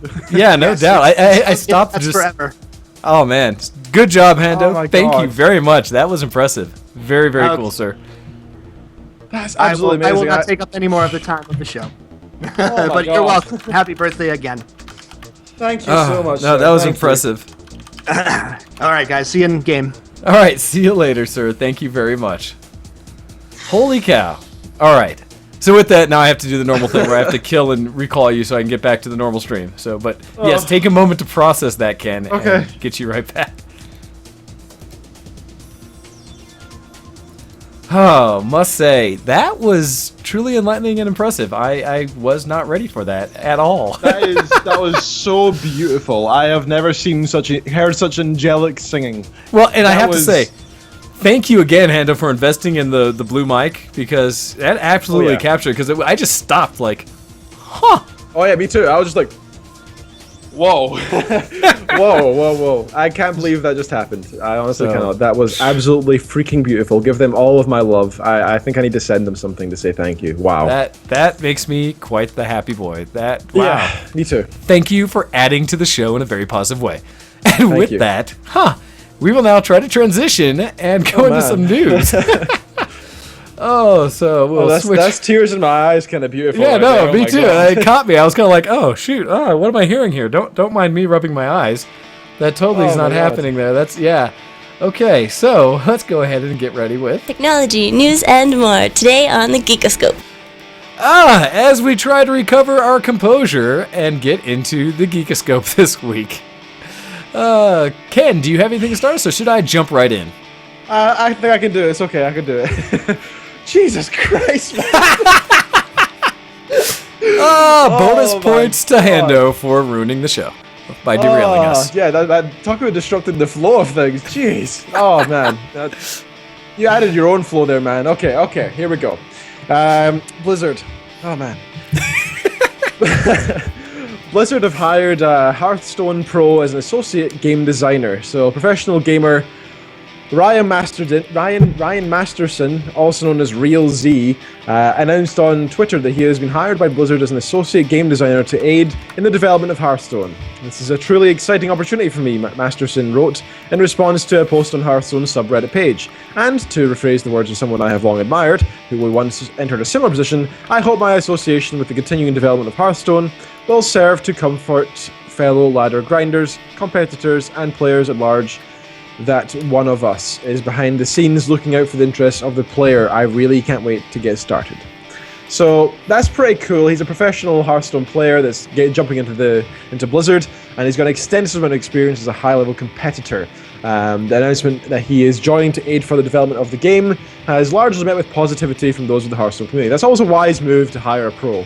It really is. It lets you really tune in that you're getting into the actual player base, and some of the responses you're going to get aren't from that low level of people who just don't really understand the game. That you're instead going to get that perspective from people who've really tweaked it out and know what they're doing. And no matter how many testers you hire, you're never going to have the same as a 1 million gamers and you choose the top 1%, right? That's never going to be the same. You can never hire that ratio. So once that's been created, you can then hire it. Then it works. So that's smart of Blizzard. And that actually came out a couple weeks ago, but I thought it was a good bit of news, so I held on to that. Nice. So hopefully that keeps going, because I know Blizzard are doing really well with Hearthstone. I love the fact that they made Hearthstone. It's a great little game. I haven't played it in a long while, actually, but I'm glad it exists, if you know what I mean. I just think it's doing really well for that sort of side of gaming, and I'm glad it's kind of letting more people experience these kind of tabletop card games, so I'm really glad for that. I'm glad it's doing well, I'm glad they're making wise moves from the looks of it for the future of Hearthstone. You got an article, sir? I have several. I will touch on one. And I was trying to remember if this is one I thought was going to take over the entire end of the show if I did it, because it's a really long article. But I kind of want to put it out there because you talked about Hearthstone, talked about Blizzard, so this one follows into it. And essentially this one is called The 3 Lives of Blizzard Entertainment. And so this one talks about, it's like this whole history lesson on what Blizzard is and where it's at today. And it starts out with this quote saying, "World of Warcraft transformed everything." And it comes in saying, it's a statement that's tough to argue regardless of your position. If you play games, it's almost a guarantee that something you've played in the last few years has elements borrowed from World of Warcraft. If you create games, there's a good chance that you or someone you work with has played and been inspired by Blizzard's enormously successful, massively multiplayer game. Even if you don't care about games, it's become a cultural touchstone with everything from celebrity and sports star endorsements to reports from The Onion. There's even a movie in the works. So it's an obvious statement, something few people would disagree with, but it takes on extra weight coming from the mouth of Chris Metzen, Blizzard's Senior Vice President of Story and Franchise Development. Metzen has been with the studio for 21 years, very nearly since the beginning. He's seen Blizzard morph and grow from humble beginnings into a giant company with over 3,900 employees around the world.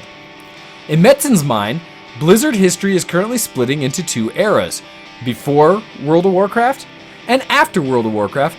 Now he's ready for the company's third era to begin, and he's taking a surprising approach to get there.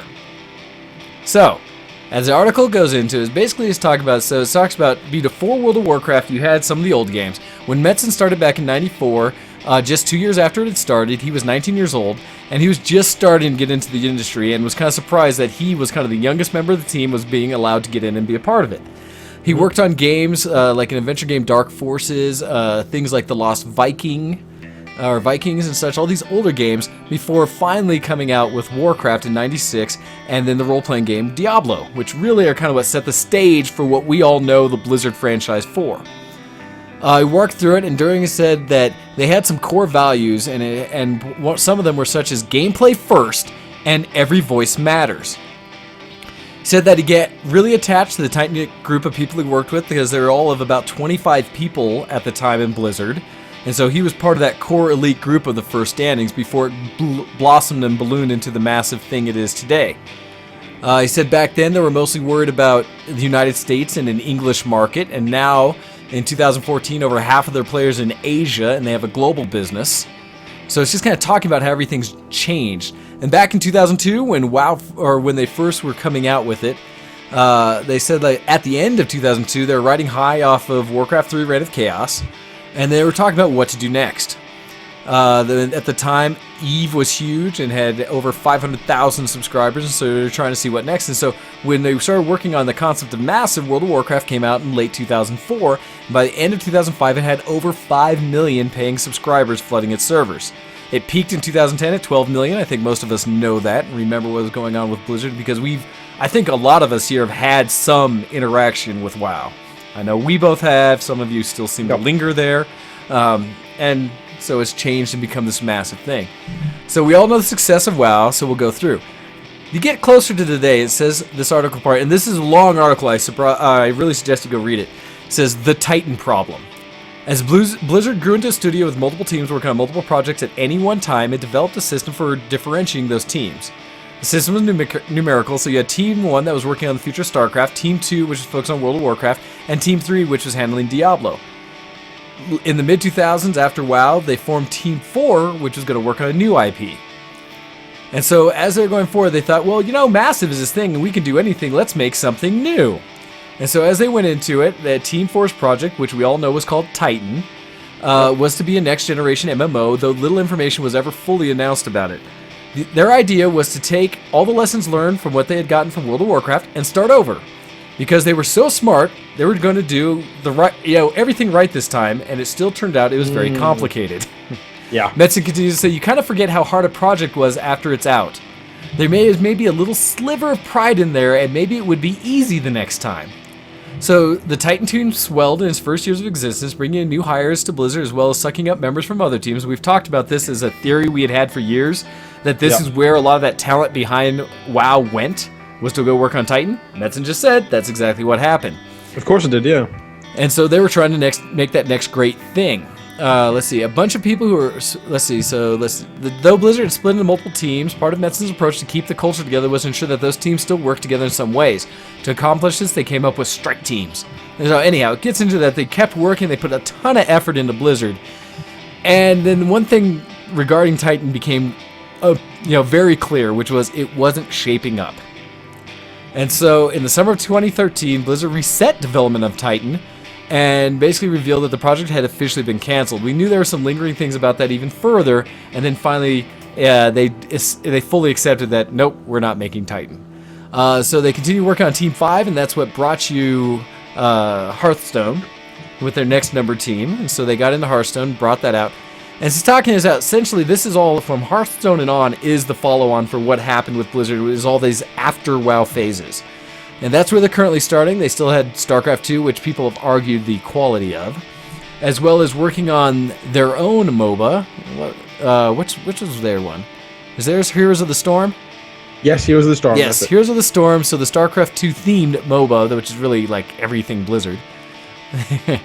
Yeah. And they're going on from there. They say Hearthstone is currently free to play, has top 20 million players, and basically they're talking about where they go next. So what's next? It says as Blizzard moves forward into a post-Titan world with a new lease on life, Metzen has spent a lot of time looking back and wondering at the amazing community of fans the company has built. He says he's not a business guy, but this is just what he observes with the what he engages with in entertainment brands these days in his civilian life. Building excellent products, putting them in a box or downloading them, and getting it to consumers or games, that's the core of what he's talking about. But increasingly, over the years, it's become utterly clear that that's not it. There's a high-level complexity in doing it, and that's not it. It's relationships, it's the community, it's having players for over 20 years. Yay! Thank you for understanding that.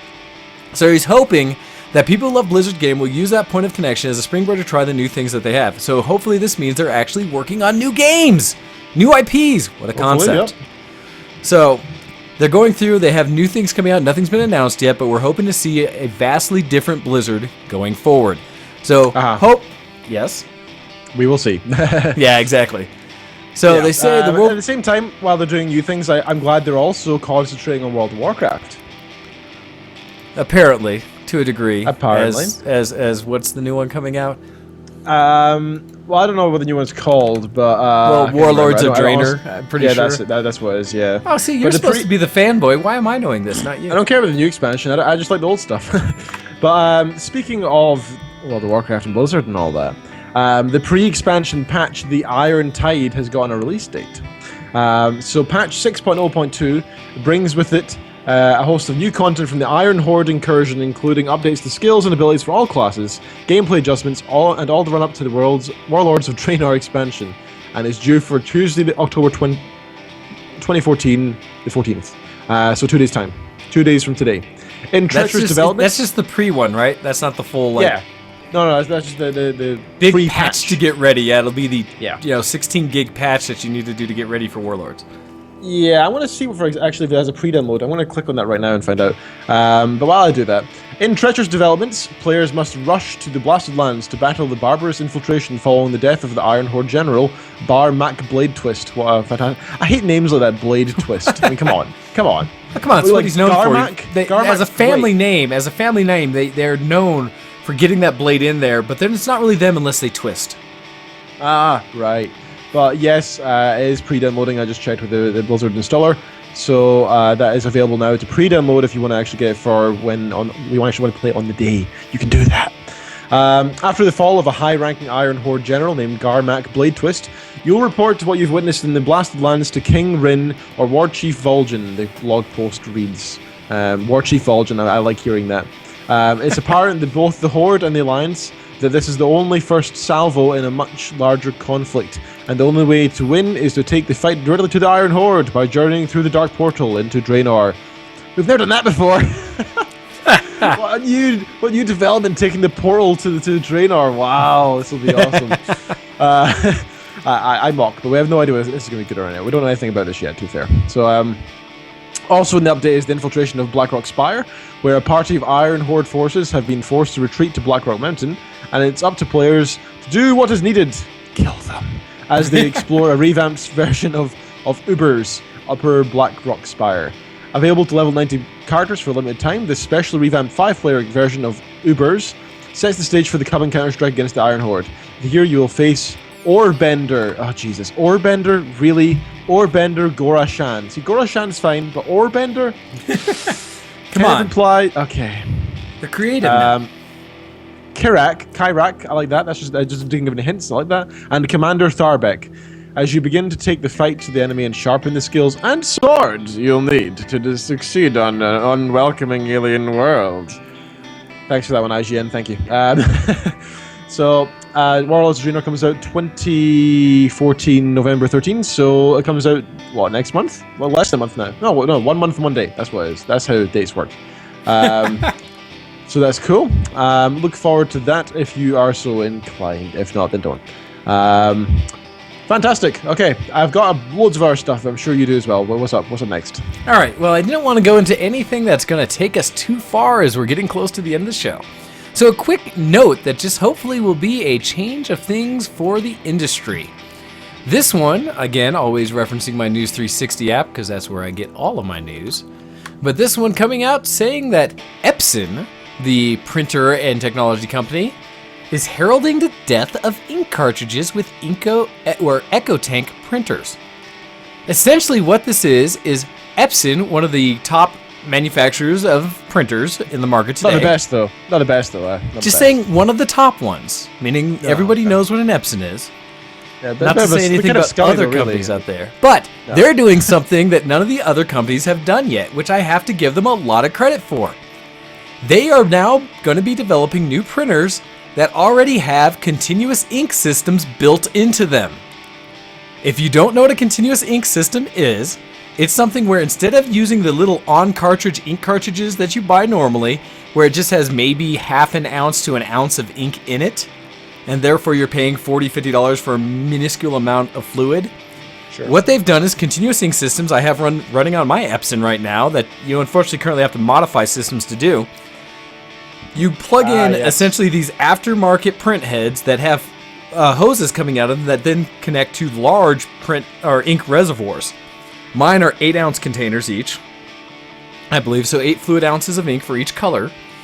And then those ink containers, you can buy big bulk, like liter jugs of ink to refill them with. And so essentially you reduce the cost of your printing immeasurably. I forget what the actual cost drops down to, but instead of paying this mass amounts where they've done the comments of how ink tends to be some of the most expensive fluid in the world, the way they sell it, to now reducing that cost to a much more manageable, print as much as you want. And so they're building systems that already have that built in, so you'll be able to buy official ink containers, but in a larger size, that's just each color as you need it, and refill the reservoirs in the printer. I put it out there just because it's brilliant. Instead of having to pay $130, $140 for a continuous ink system yourself to then save a bunch of money in printing, they're going to have it built in. Epic! Now, I don't know what it's going to do for their business, because right now print companies, they make severe amounts of money from ink. And so I don't know what they're doing other than shaking up the industry. If they have some other plan, maybe they're going to sell each of these printers for an exorbitant amount of money. We will see when it happens. But I was quite excited to see that at least one major company has brought in something that's always been an aftermarket kind of thing that nobody really hears about into their production line, because it is that good of an upgrade. So, quick note, quick piece. You, Ken, what do you have for us? Sure thing. Yeah, I think that's a fantastic idea, by the way, that they're doing that, because it's already been done out there, so why not make money on it? Pull that market. Plus, right now, when people do it, it's often broken. I don't know about yours, but occasionally you might just do it slightly wrong and it'll spill everywhere, and you don't want that expensive ink spilling all over your nice stuff, you know? My issue being different than that, which is my print head clogged for the black ink. And on the model of printer I have, which has a scanner and everything, I was hoping to be able to keep this thing forever. I don't know how to get the print head out to clean it. It doesn't have an easy release, and I think I have to disassemble half the printer to get to it. So I have fought with it a couple times. I was trying to do the cleaning mechanism. It does not work, and so I can print every other color, and so it's a mess, and I can't do any proper prints. So that's my issue right now. Oh. Yeah. All of my printers are dead. On the bright side of life, anyway, we do have Dragon Age, at least. So, as you guys know, Origin came out free this week, or this week only. However, Inquisition, the third in the series, is coming out soon, and they've released their PC hardware requirements for the upcoming RPG. So this is again from IGN, thanks to those guys. So the minimum specs is Windows 7 or 8.1 64-bit. Haha, screw you 32-bit losers. The CPU must be at least 2.5 gigahertz AMD quad-core, or an Intel quad-core CPU 2.0 gigahertz, because Intel's better than AMD. 4 gig RAM, a mediocre graphics card. Wow, the NVIDIA is an 8800 GT. That's quite hardcore for the minimum PC. Well, no, I said that's a long time ago, though. And 8800 was, gosh, 5-6 years ago? Yeah, but okay. I suppose there's minimum 512 meg graphics memory and 26 gig hard drive space. Woo! It's quite a bit. It's quite a bit. It's pretty high. They're big games, so that one I almost give to them, but woo! That's and a big DX10. Now, the recommended, as opposed to the minimum, is the same OS. For CPU, they're saying at least a 3.0 for both the AMD and Intel. System RAM, 8 gigs, so double that. My PC only has 6, by the way, and I still run everything fine. I only have 6, and I've always been fine. I've never had a problem, honestly. I have 3 2s for some reason. Don't know why. But, so I've been working fine. I've done no problem. It recommends an AMD Radeon HD 7870 or an R9 270 or an NVIDIA GTX 660, which is, again, is still worse than mine, so I'm okay with this. I think I've got a 760 or something. So I'm okay with that. 3 gig graphics card memory, 26 gig hard drive space as before, and DX11 as expected, really. I don't know why they have 10 there at all, to be honest. So that's pretty cool, and I gotta say, all the things that have been revealed about it so far look really, really pretty. They look so freaking pretty.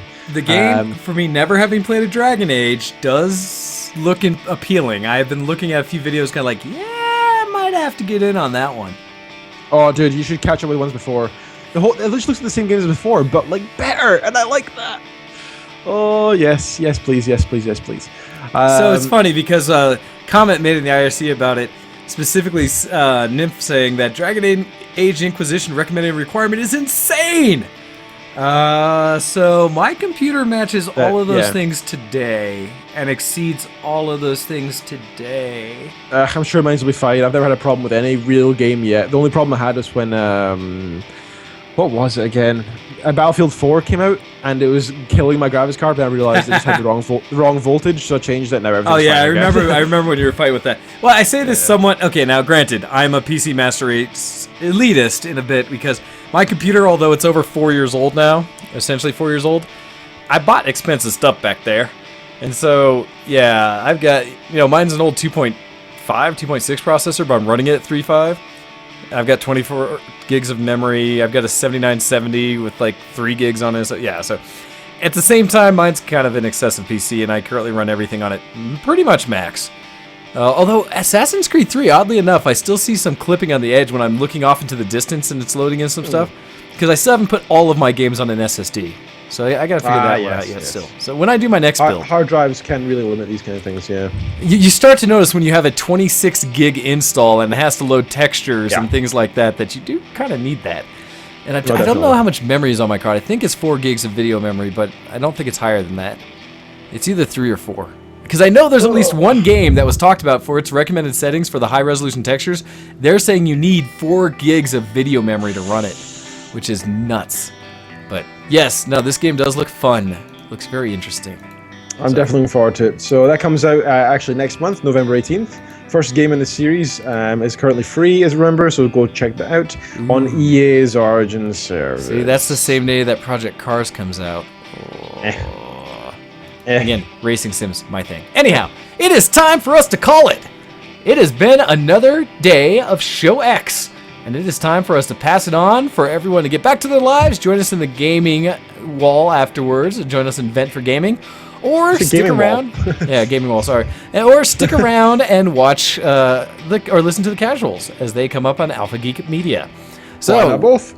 With that, Ken, would you like to ride us out of here? Ride us? Sure Dirty man, it's your birthday and you've been drinking, I know, but come on. You've been listening to ShowX at VToTheRussians.com. Send us emails to showx@VToTheRussians.com. Wish me happy birthday if you haven't already. I enjoy these things. It makes me happy and boosts my ego, which is always a good thing. Join us in the gaming night. Go to Ventrilo, go to VToTheRussians.com and find out the Ventrilo information on the front page there. Download the Ventrilo client and you can join us for a bit of fun in the gaming night. Check us on Twitter, twitter.com/VTWShowX, twitter.com/DocDead, twitter.com/GoHex. I'm GoHex? Yeah, I am. To find us all there. Also check us out on Facebook.com, type in ShowX to find us there, easy peasy. And also VTW Productions in general on Facebook too. Check out all the other shows on the station, because they are all awesome. We don't let poop on our network. We do not. Be sure to check those things out. Please do. And if please. you play League of Legends And if you play League of Legends, check out the show notes. They'll be in the forum as well as in the iTunes notes and in the RSS notes and everywhere, pretty much everywhere. To check out my League of Legends recruitment thing. I literally say, hey, sign up to my LoL thing in the notes, so you'll see it. So link directly to it, yes. Do that to play LoL because you'll enjoy it, because who doesn't enjoy LoL? Because everybody does. And it's the biggest game in the world today, so yeah, be part of the masses. Tens of millions, yeah. So become part of the horde, join us, one of us, and all that. All right. Thank you very much. Thank you very much, sir. It's and been another a very good show. And thanks again to Hando and all the people who emailed in. Amazing. Especially to Hando for that amazing choir performance. Jeez, that's crazy. Thank you so much, sir. That was amazing. Absolutely blew my mind. So unexpected. And also thanks to Stoner for the free game and all the other stuff for everybody else. Really, really appreciate it. Thank you, guys. Yes. Didn't have to. Again, happy birthday, Ken. Have a good one. We'll catch you all again next week, where we get to welcome Brew Guy back to come talk to us and see what he's been up to lately. So with that, everyone, thank you for listening. Have a good week. We'll see you again next time. As I figure out what button to press. Goodbye. See you next zombie.